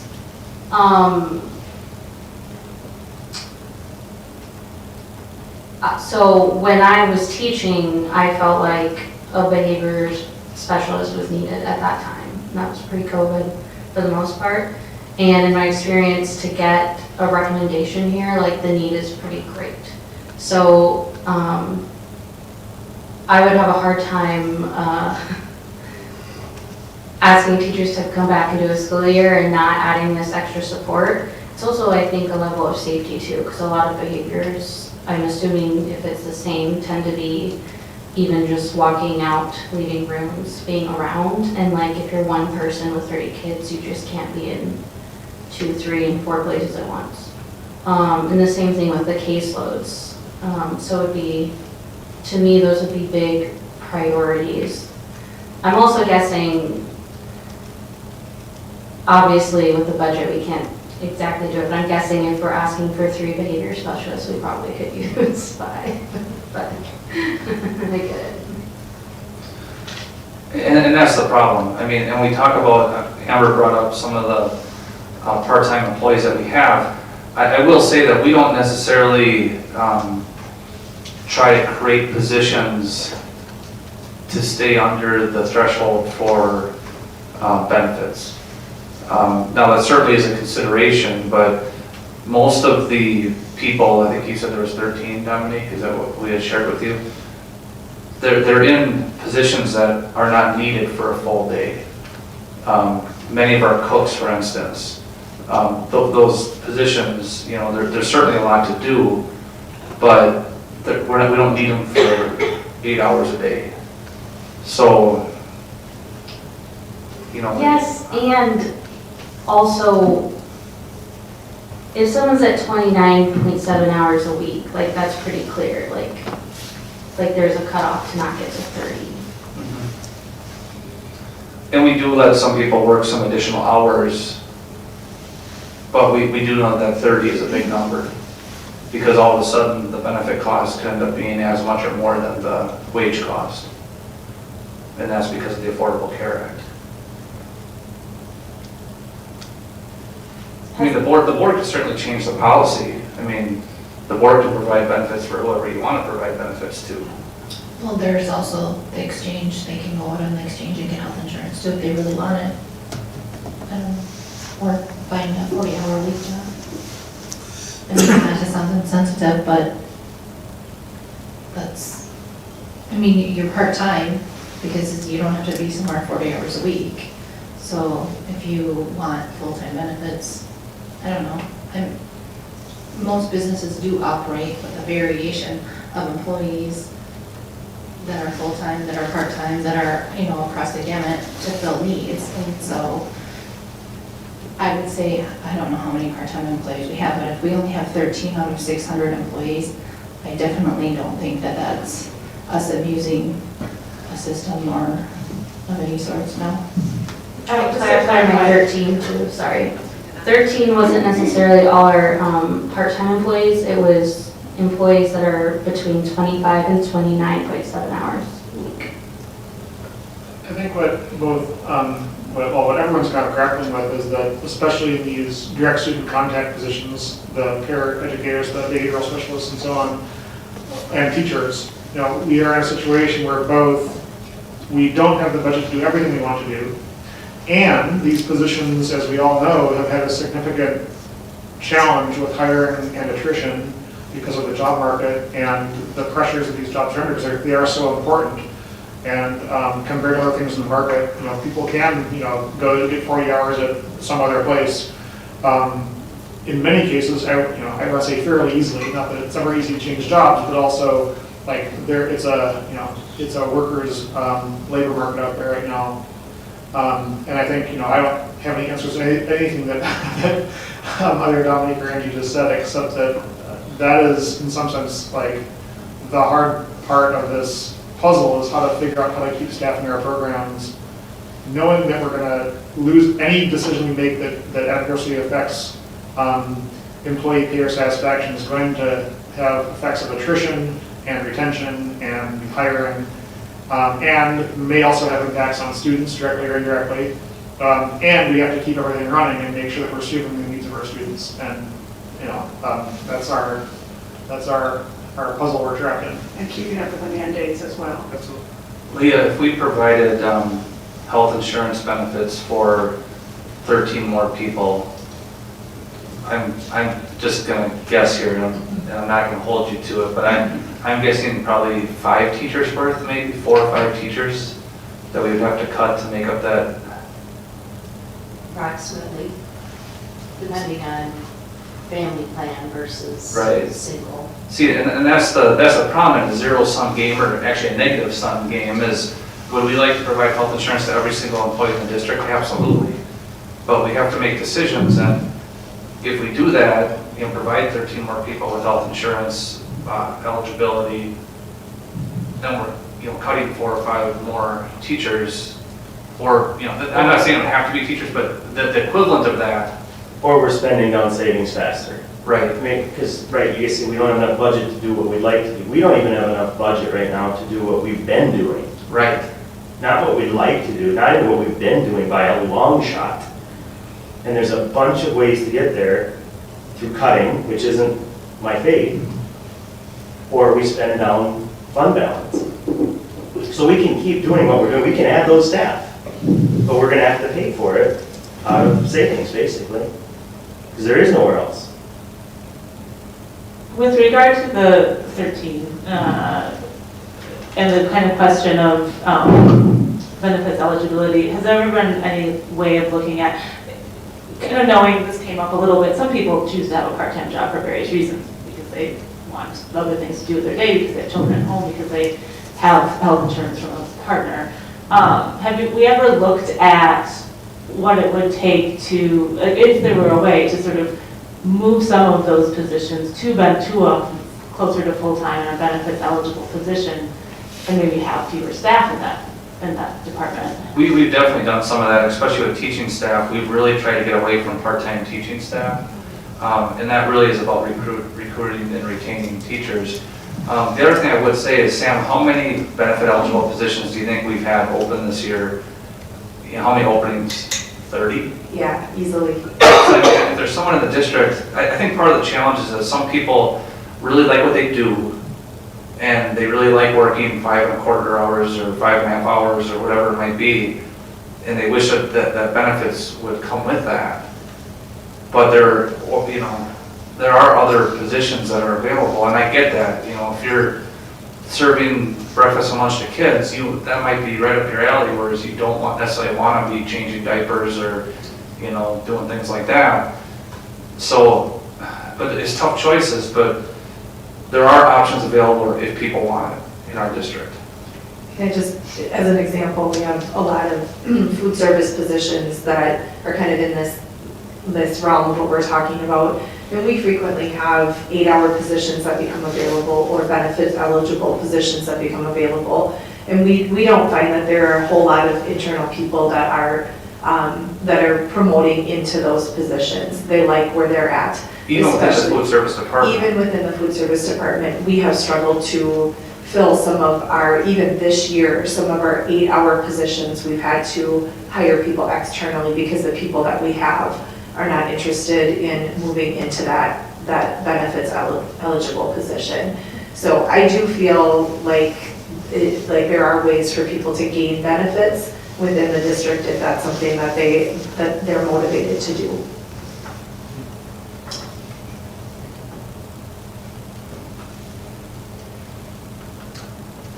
And am I reading this correctly? The staffing summary that we're looking at right now, and which we would approve on April 8th, doesn't actually include those like hourly staff, right? That, or apart from paraeducators, are the only hourly staff that are part of the staffing plan? Correct. And is it the case that like food service and clerical and maintenance are not necessarily hired in this way, or not necessarily like planned for in this way? Right, we expect to continue those staffing levels as are, Okay. unless a cut is made.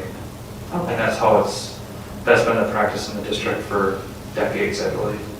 And a cut, you know, if, not that this was in, just a hypothetical. If the board said, well, part of the way we're gonna cut is we're gonna have half the number of food service workers, I'm not saying that, right? But like, that is something the board could make a directive on, but it's not part of this plan necessarily. Correct, and part of it is that limited term employees, really, I think it's 30 days notice. I'd have to double check the employment handbook. We haven't really done much of that, but you know, these are really more of the year-long work agreements. Paraeducators aren't year-long, but we base our instructional plan based on them. Right.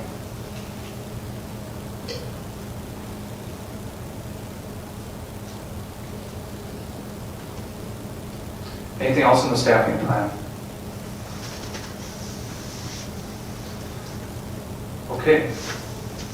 Right, next on the agenda is SDMA employee compensation for 2024-25. Again, we're talking about dollars we don't have, which makes it difficult. Compensation in the school district and really across the state has been based on the Consumer Price Index for years, really since 2011 and Act 10. And the WERC certifies the average CPI for the past 12 months. And that's what some people, I think, you know, might have had a hard time with the referendum is, you know, in the school district, increases are really delayed a year based on how that CPI is calculated. So for the past 12 months, the CPI for next year's contracts would be 4.12%, which is still higher than what we typically would see. You know, last year was 8%, so it's come down quite a bit. But you know, really more around 3% is what, somewhere between 2 and 3% is what I would consider to be more normal. If we look at a 4.12% across the school district, you're talking almost $1 million, $991,957.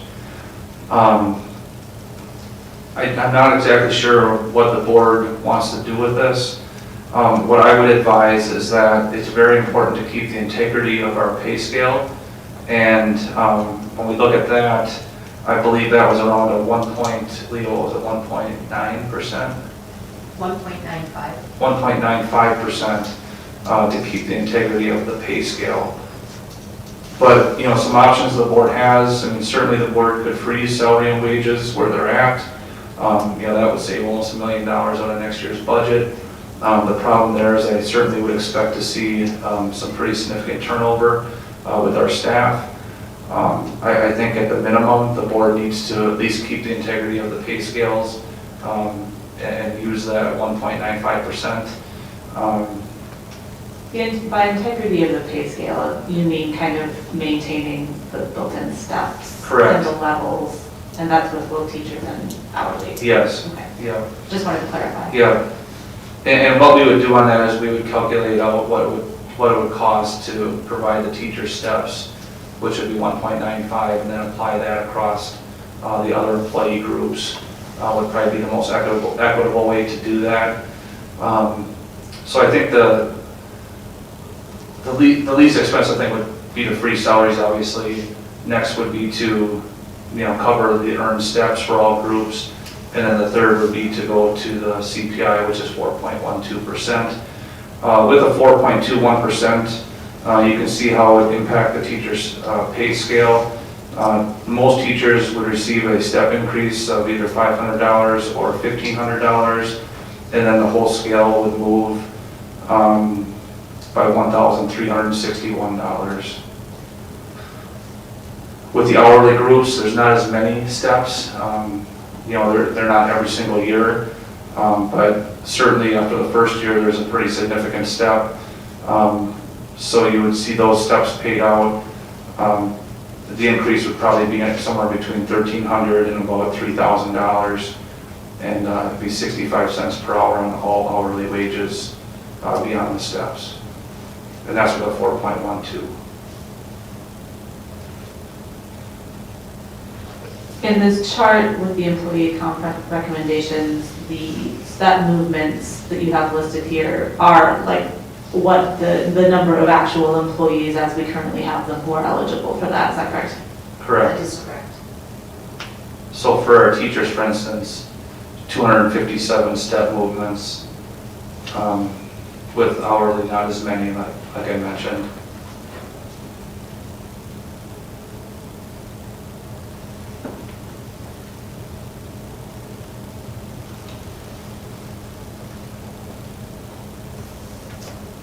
I like the 4.12, and I think we need to work toward approving that, and not at the expense of making some other cuts in order to accommodate that. I think we just need to convince the public that we're going to go with the CPI, and we need to pass a referendum.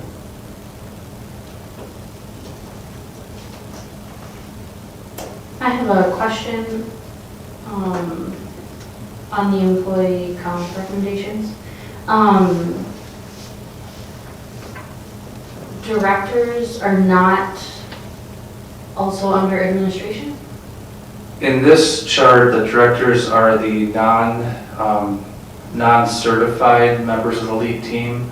So your director of buildings and grounds, your food service director, your ED and community service, and I'm missing one. The energy manager, perhaps. And when I looked at that, I figured it out later. That 13,000 is not per, that's the four combined, Correct. right? Correct. And so then the administration is the rest of the lead team, including building principals. Right. Got it. I would agree with Jill, I would like to do 4.12% and hopefully go to referendum to get that. But again, we can't guarantee it's going to pass. And so, but I do think that it's important, if we can't do that, that at least we do the integrity of the scale, the steps.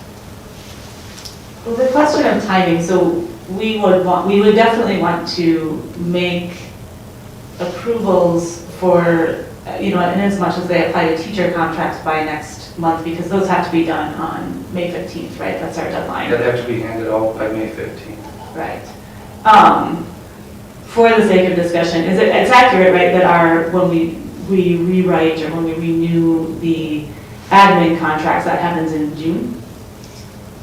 The contracts for administrators are July 1 to June 30th. Okay. So yeah, those would not have to necessarily be done at the same time. Typically, in our district, we've done all compensation at once, but it does not have to be that way. There have been a couple times when my contract has been pulled I also agree on the 4.12, and we do have the cash that we can justifiably make that decision and figure it out. Whether to go referendum, or if a referendum fails, we can choose not to put money into Fund 46 and cover most of that wage adjustment for this year. For a year, yeah. So the pressure if you decide to cover 4.12% right now it's not going to shut the school down, is what I'm saying. How you pay for it eventually may have to change.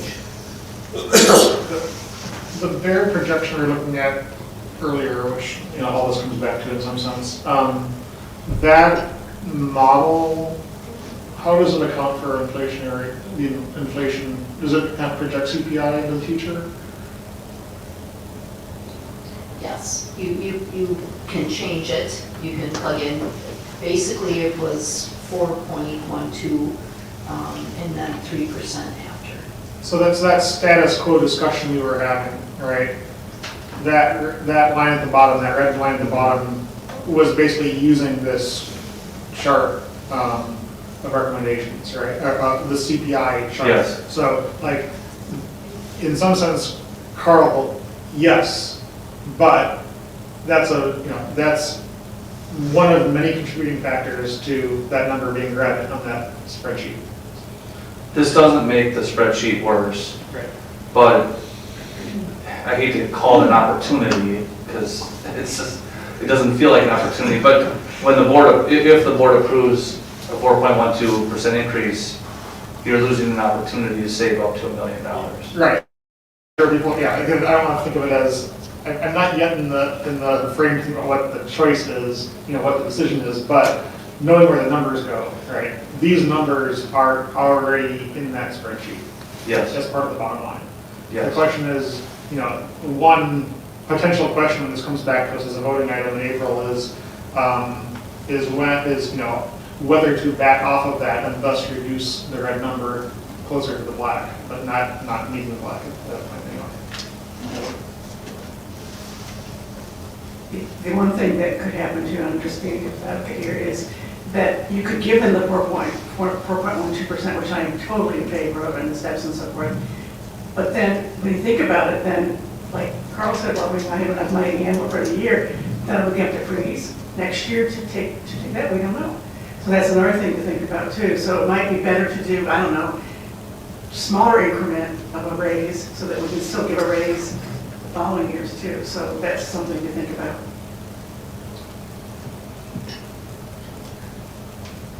Is it also an option to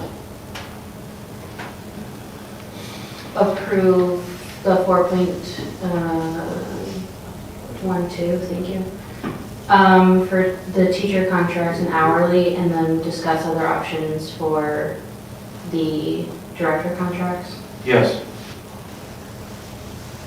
And of course, by the time that has to be done in June, we would not have any more clarity. We wouldn't have any more security on, if we decided to do another referendum. But we may have gained more clarity from community discussions at that point, and we might have a better feeling about what we're looking at. I just think, if we make the approval for the thing that has a very immediate deadline, and sort of kick the can down the road a little bit on the thing that has a later deadline, we may have achieved a little bit more clarity on what we might be looking at. What is the thing that has a later deadline? The admin contracts, right, like those have to be renewed on. Got it. Right? Yeah. Makes sense? Yeah. And, this is slightly tangential, but I think it relates to your statement, so let me say it. So to Angie's previous point about getting more community input on priorities and really understanding what is acceptable to the community, what priorities are, I think that's extremely important, especially in the context of the sorts of things we're discussing right now. I also am extremely aware of how short that timeline really is, right, to make some of these critical calls. And so, something I hope the board will consider, ASAP, in the next meeting-ish or two, is to figure out if we're going to go to the community in an organized way and have discussions about priorities, about input, about what people's perceptions of needs are, and with a timeline of decisions that we've been talking about, like that, that has to be going pretty much immediately to actually get feedback in time to inform the decisions that we have to make on certain timelines. I mean, there are, in some sense, right, there's a couple of years to figure things out. In another sense, there is a May 15th deadline, there's a June 30th deadline, and so on. So there's things that have to be figured out, which will bake in future options in ways that are very hard to escape from. As Amy was saying, right, I mean, something to think about is, do you want to, this year's CPI is still on the high side historically. If we believe that interest rates are going to fall, the CPI is going to fall in the future. Maybe that's true, maybe it's not. But maybe it's beneficial to the employees to look at the year where it's higher and then maybe freeze later. And who knows? Right? There's lots of different ways of thinking about that problem. If we can't get more clarity about the economy. Right? If we want more clarity from the public, we have to really think about how to organize, how to get that input in a coherent way right away. And I do want to point out that contracts have to be out by May 15th. Contracts can be amended. I would not recommend that, especially with our teaching staff. But it certainly is possible. And I do know, in talking to the other superintendents in the area, I do think some schools are probably going to look closer to 3% this year based on the state funding issue. I know some schools are going to keep the integrity of their pay scales by paying the earned steps and lane movements, and then they're going to potentially amend their pay scale, their pay after the results of the November referendum, depending on the results. I know that's one idea that's being floated in the area school district. So I mean, there's a lot of flexibility. The problem is that we're also in an environment where recruiting and retaining educators is difficult. So I think that needs to be considered as well when the board makes these decisions. I think private industry, they're all going 4% is probably average, 4% or better. So the 4.12 or 4% is fine with me. I am shocked to look at the history and see that teachers were given a 1% raise and staff was given a 1% raise year over year. It's kind of shocking, especially knowing what's been going on in private industry. So I would support that. And I think that's what a lot of people don't understand is in some years when the economy was really booming but inflation was not high, educators received a 1 or 2%. That's typically what you would see. And then now inflation's higher. Now that's being frowned upon. But I don't know. It's kind of difficult from an educator standpoint, I think, to see that. Well, and at the end of the day, everyone's expenses are going up, not just the school district. Everyone at home has bills to pay. These teachers have bills to pay. Teachers, a lot of them, if you ask them, one of the reasons why they're a teacher is because they have families and they want to be off when their families are off and things like that. And so I think it's important to support them and to want to keep them coming back. I would fully support the 4.12. Any other board feedback? So this is something we would vote on in April. Like, what do you need from us tonight? I feel like we have all, I guess I haven't said this out loud. I do feel very supportive of 4.12 for teachers, and I think that that's a pretty much a consensus here. We haven't heard arguments to the contrary. So what would you need from us going forward? I think we have it. So this is coming back in April to vote on? April 8th. And are we voting on the 4.12 for the teacher contracts or for all of them? It's whatever the board would prefer. I mean, what I'm hearing is 4.12 across the board, but if there's something else the board wants us to prepare, we can prepare something different.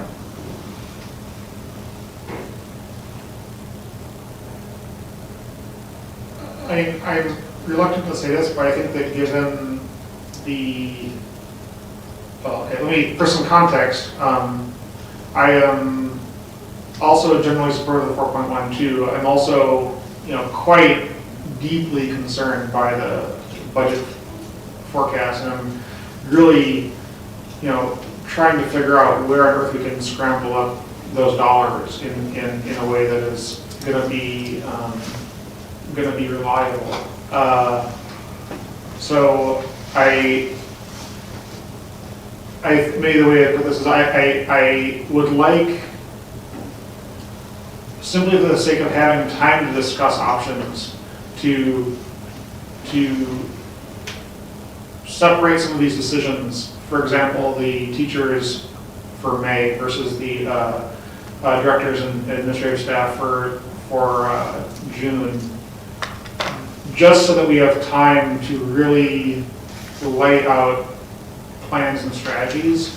I feel like we're at a moment where if we make a decision a little bit too early and don't have time to really consider alternatives we might not have thought of if we had another couple of weeks, then we might kind of trap ourselves for several years in ways that are pretty dangerous. So simply in the interest of having time to really look through, as we look through the staffing plan, what comes back and what that really means in terms of, if there's positions that are going to be added that alters these numbers in various ways, right?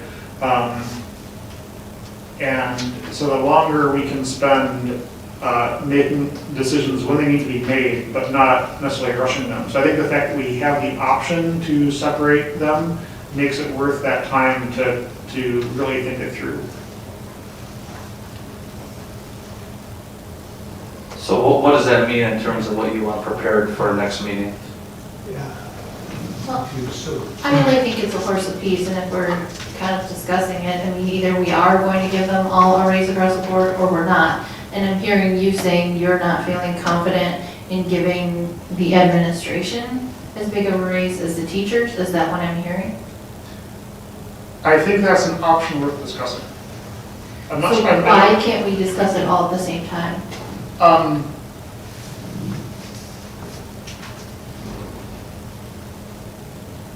I think because now would be the time to discuss it, because we're voting on it next time, yeah.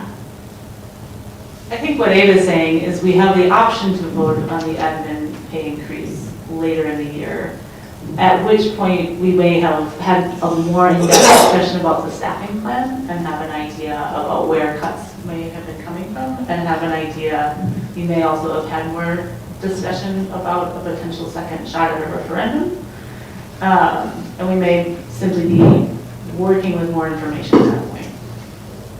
Thank you for being persistent. But is 2 weeks really going to give you that depth of knowledge? No, so we do have to, I think the point is that we do have to vote in April in 2 weeks or 3 weeks on the staff, or on the teachers and hourly pay, because those contracts are due May 15th. Whereas the admin contracts are due July 1st. And so we could have that discussion later in May when we may have had more information. So one of the things that we did talk about tonight that I heard people say is that everyone here is doing more with less, and not only that, we need someone else in our county department. So I'm not understanding totally why you want to pick it apart, and We have a $3.8 million deficit. so that's not going to change in 5 weeks or in 3 weeks. It's still going to be there.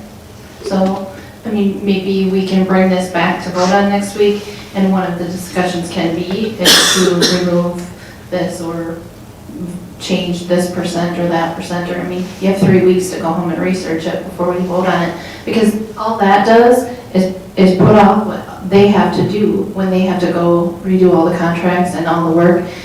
to another time when they probably have something else on their schedule to do, you're just delaying, like, and creating more work for them, because now they gotta double do it.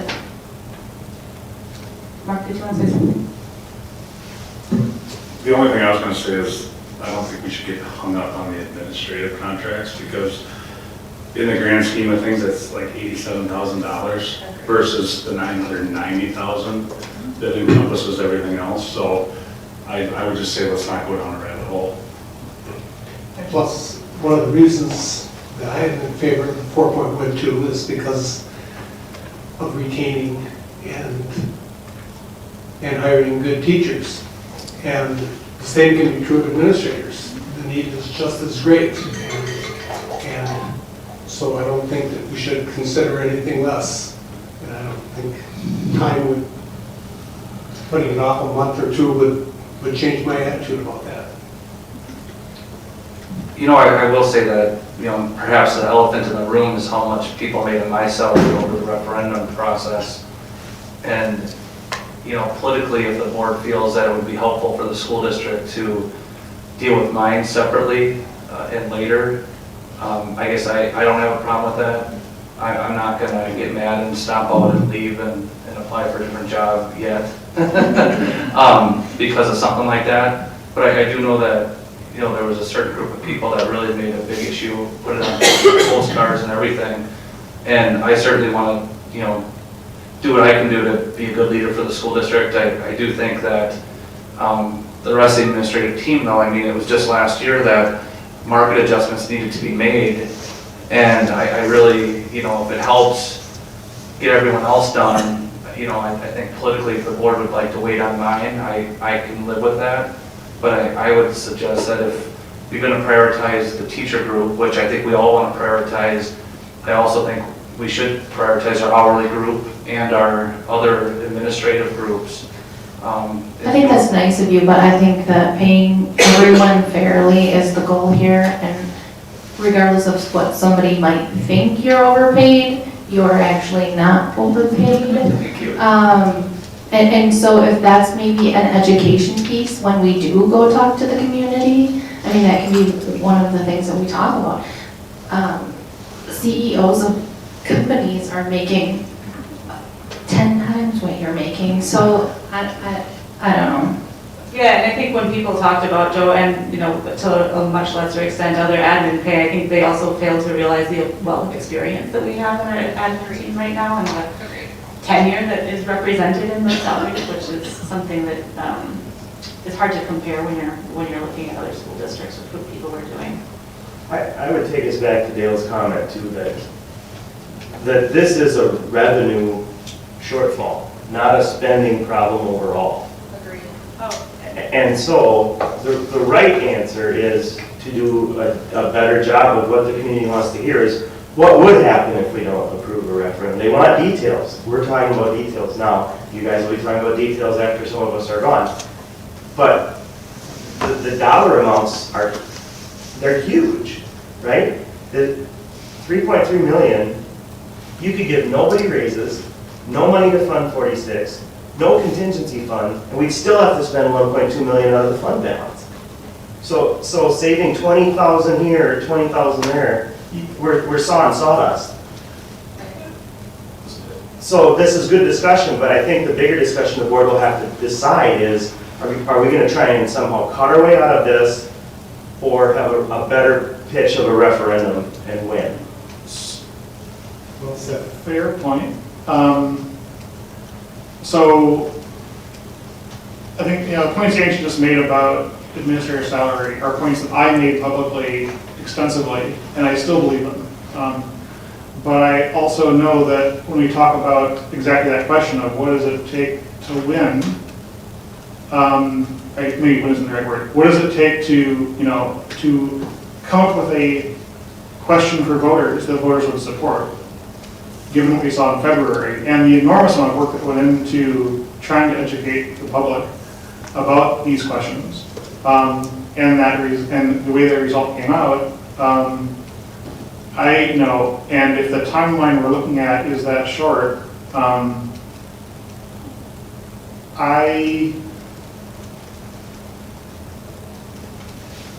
I am deeply concerned about how realistic it is to get to guarantee revenue in the fall, given that it is currently the end of March. We have very few meetings before the summer. On the summers, many staff are not available and parents are not paying attention. And then it's September and then it's November.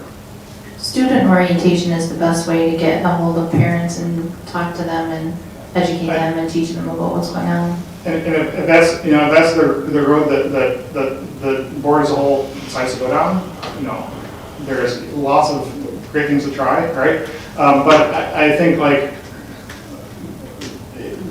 let's not fool ourselves that that's an easy win, no matter what that number is or what the timeline is or any of those things. I think, to me, it was very clear that it's going to be a very large challenge with lots of different views, suggesting that telling us as voters who, we're intended to represent, that that people would, I think, I literally talked with hundreds of people over months, right? And a common response was that the district should cut expenses dramatically and that was just fine. I don't personally think that's the case, but I am concerned about making quick choices that force us to do that when we could take a little bit more time and think if there's other options, other ways of looking at problems, just simply by not rushing if we don't have to. So I think that was my comment though about the fund balance earlier. Right.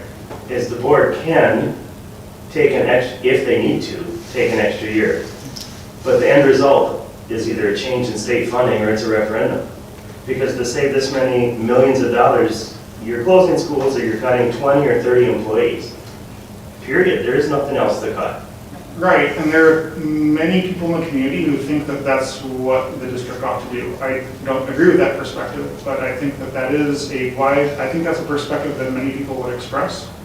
And some percentage of those would have to be convinced otherwise if there were talks about another referendum, potentially, right? And that's all, this is all hypothetical, right? But just trying to think about, like, what are the decisions we can make now or can think through carefully to figure out what will it, how can we stabilize the situation, right? And it's going to be hard no matter what. And I guess all I'm really trying to express, I apologize for being so verbose, even more so than usual, that that every decision we're going to make is going to be this hard, right? So we really have to take time to think it through. That's my entire point. I'd like to clarify something too, since I kind of brought it up. Part of my desire to separate them and discuss them separately is because I'm just the type of person who is not gonna tend toward wanting to do a same percentage increase for such large different amounts in contracts. Like, I'm probably not gonna feel comfortable with that any year. So I agree that numbers-wise, it's probably not going to make a huge difference. My thought is always more sort of about equity. 4.2% is going to look very different for the opposite ends of our pay scales. So that's one of the reasons that I brought it up, not necessarily that it's a solve for our situation. I do think it's something that we should consider with the recent referendum, but regardless,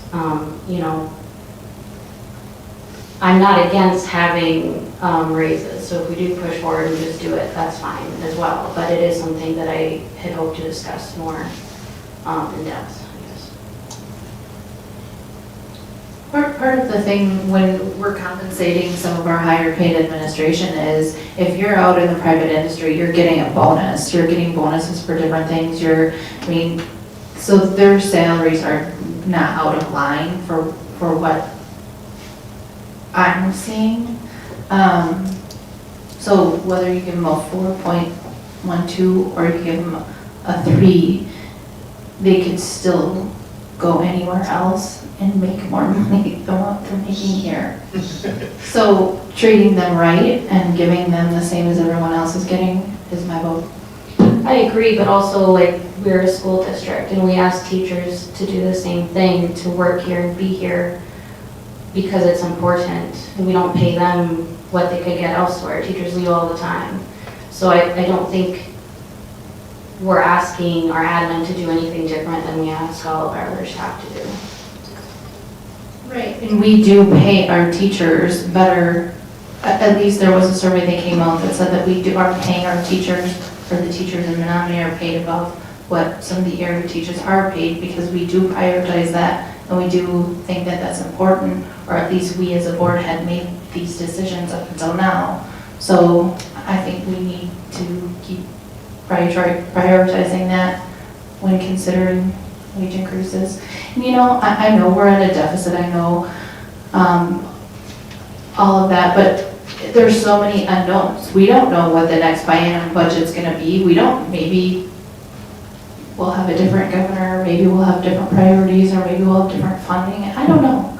You can't make decisions necessarily always based on the unknown.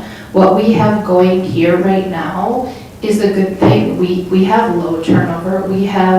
We're able to staff our positions. We have a great staff. We have continuity. We have longevity. We have so many things in our district that we're doing that are excellent. Joe's done an excellent job here, and I don't know if we don't educate enough. That was one of the things when I came on board. Like, we need to start blasting out all of the positive things that are happening and what's going on, because people don't fully understand. And I mean, I can speak to that as coming on as a board member 3 years ago. I had no idea all of the things that Joe has done, that the staff has done to forward our district into the good position that we had been in all these, past few years. And I mean, even I can speak to watching some of you guys come up and give community your little 3-minute discussions and some of the things even that like Abe said. I think you guys would be a great example of not really fully understanding all of the great things that are going on inside the district. And so I think educating people on that, and that comes at a cost. And if we're going to start nickel and diming the people that are really driving that mission and vision forward, it's going to come at a cost, and it's going to cost our kids and their education.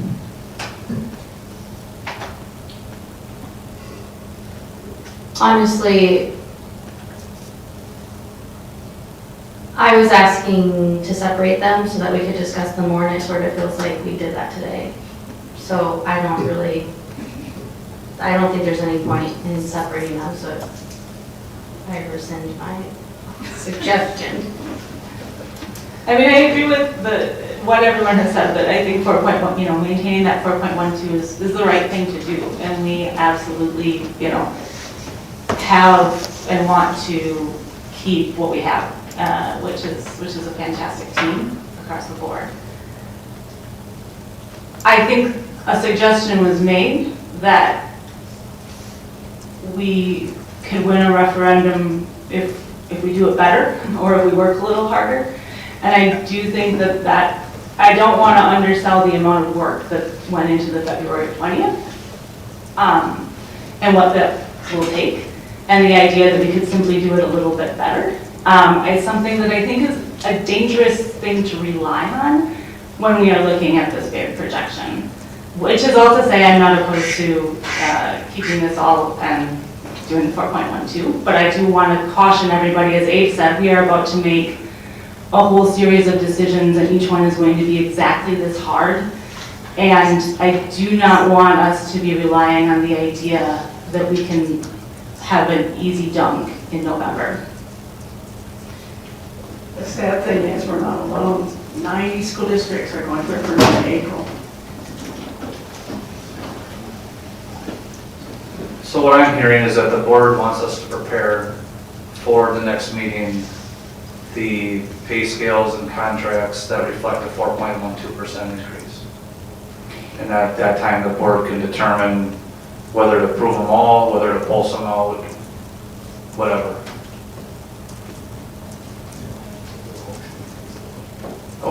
We don't need a motion right now, we're just going. Okay. All right. Next up on the agenda is discussion of 4K programming agreements.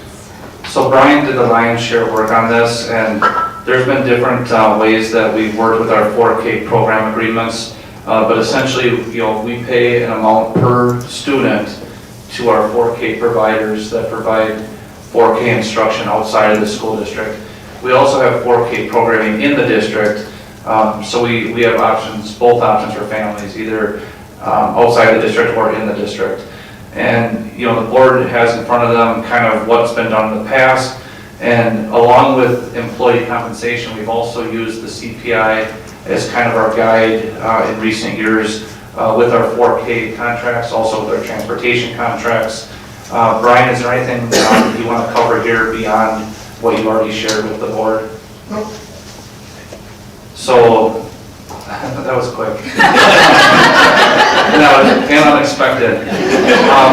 Fastest response. And you can see that there are different tiers of reimbursement based on the types of services that the centers provide. Brian, could you just explain that a little bit at least? Yeah.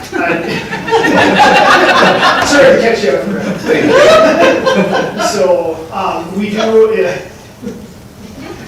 we do an evaluation process each year, and as a result of that, the 4K sites are eligible for two different tiers of reimbursement.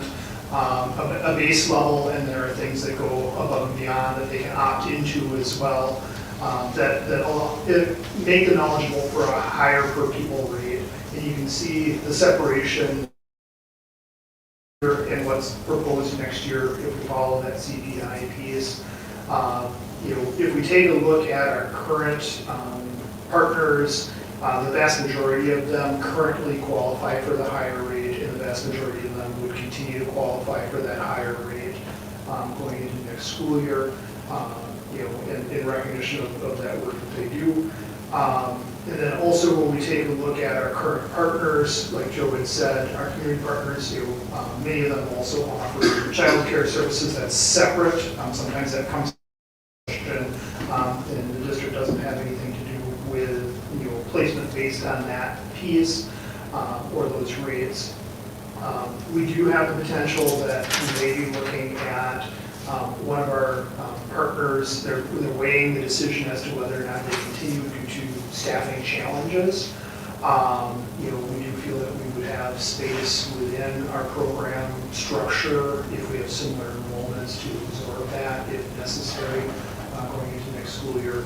But aside from compensation on a per pupil reimbursement rate, there really weren't any other requests from our partners to make any structural changes to the agreements that we currently have. So it's a very similar contract, or agreement, I should say. Any questions on that, or would the board like us to develop something other than the CPI increase? Okay, we'll get that ready for the next meeting. Thank you. Next up, we have review of the 2023-2024 budget revisions. Go ahead, Leah. Okay, we always review budget revisions this time of year, so this is typical. It's pretty straightforward. Basically, where it says general budget revisions on the report, those are schools requesting money being moved between different funds, so that's a net zero. All the other grants are also a net zero except common school funds. So overall, the budget revisions include a net impact of $10,050 in general fund 10 revenues from common school funds over expenditures. Basically, our allocation came in higher than originally anticipated. Pretty standard. Any questions though? The common school fund is that the library fund? Yes. Okay. Sorry, That's yes, okay. that is library aid from the state. They call it common school funds. I think they could have a better descriptive name. Thank you. Yeah. Other questions about the budget revisions?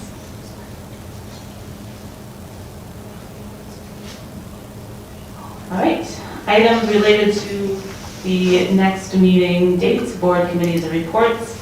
Reminder, there's no school, March 29th. We have the upcoming school board election on April 2nd. The joint PAC board meeting on April 4th in Turtle Lake. We have our regular school board meeting April 8th.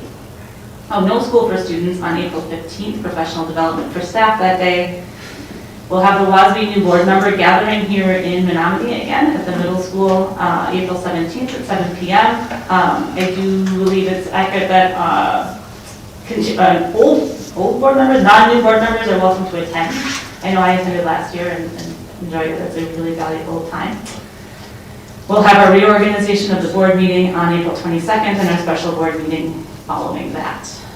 Rachel, one thing I'd like to point out is that based on our confirmation communication with WASB, we thought that the WASB new board member gathering would be Wednesday the 17th.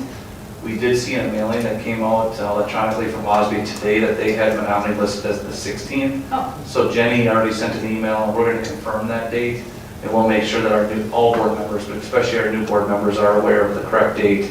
But we want to confirm that. But our understanding is the 17th, but we want to make sure. Okay, well, we'll all pay attention and watch for that. Thank you.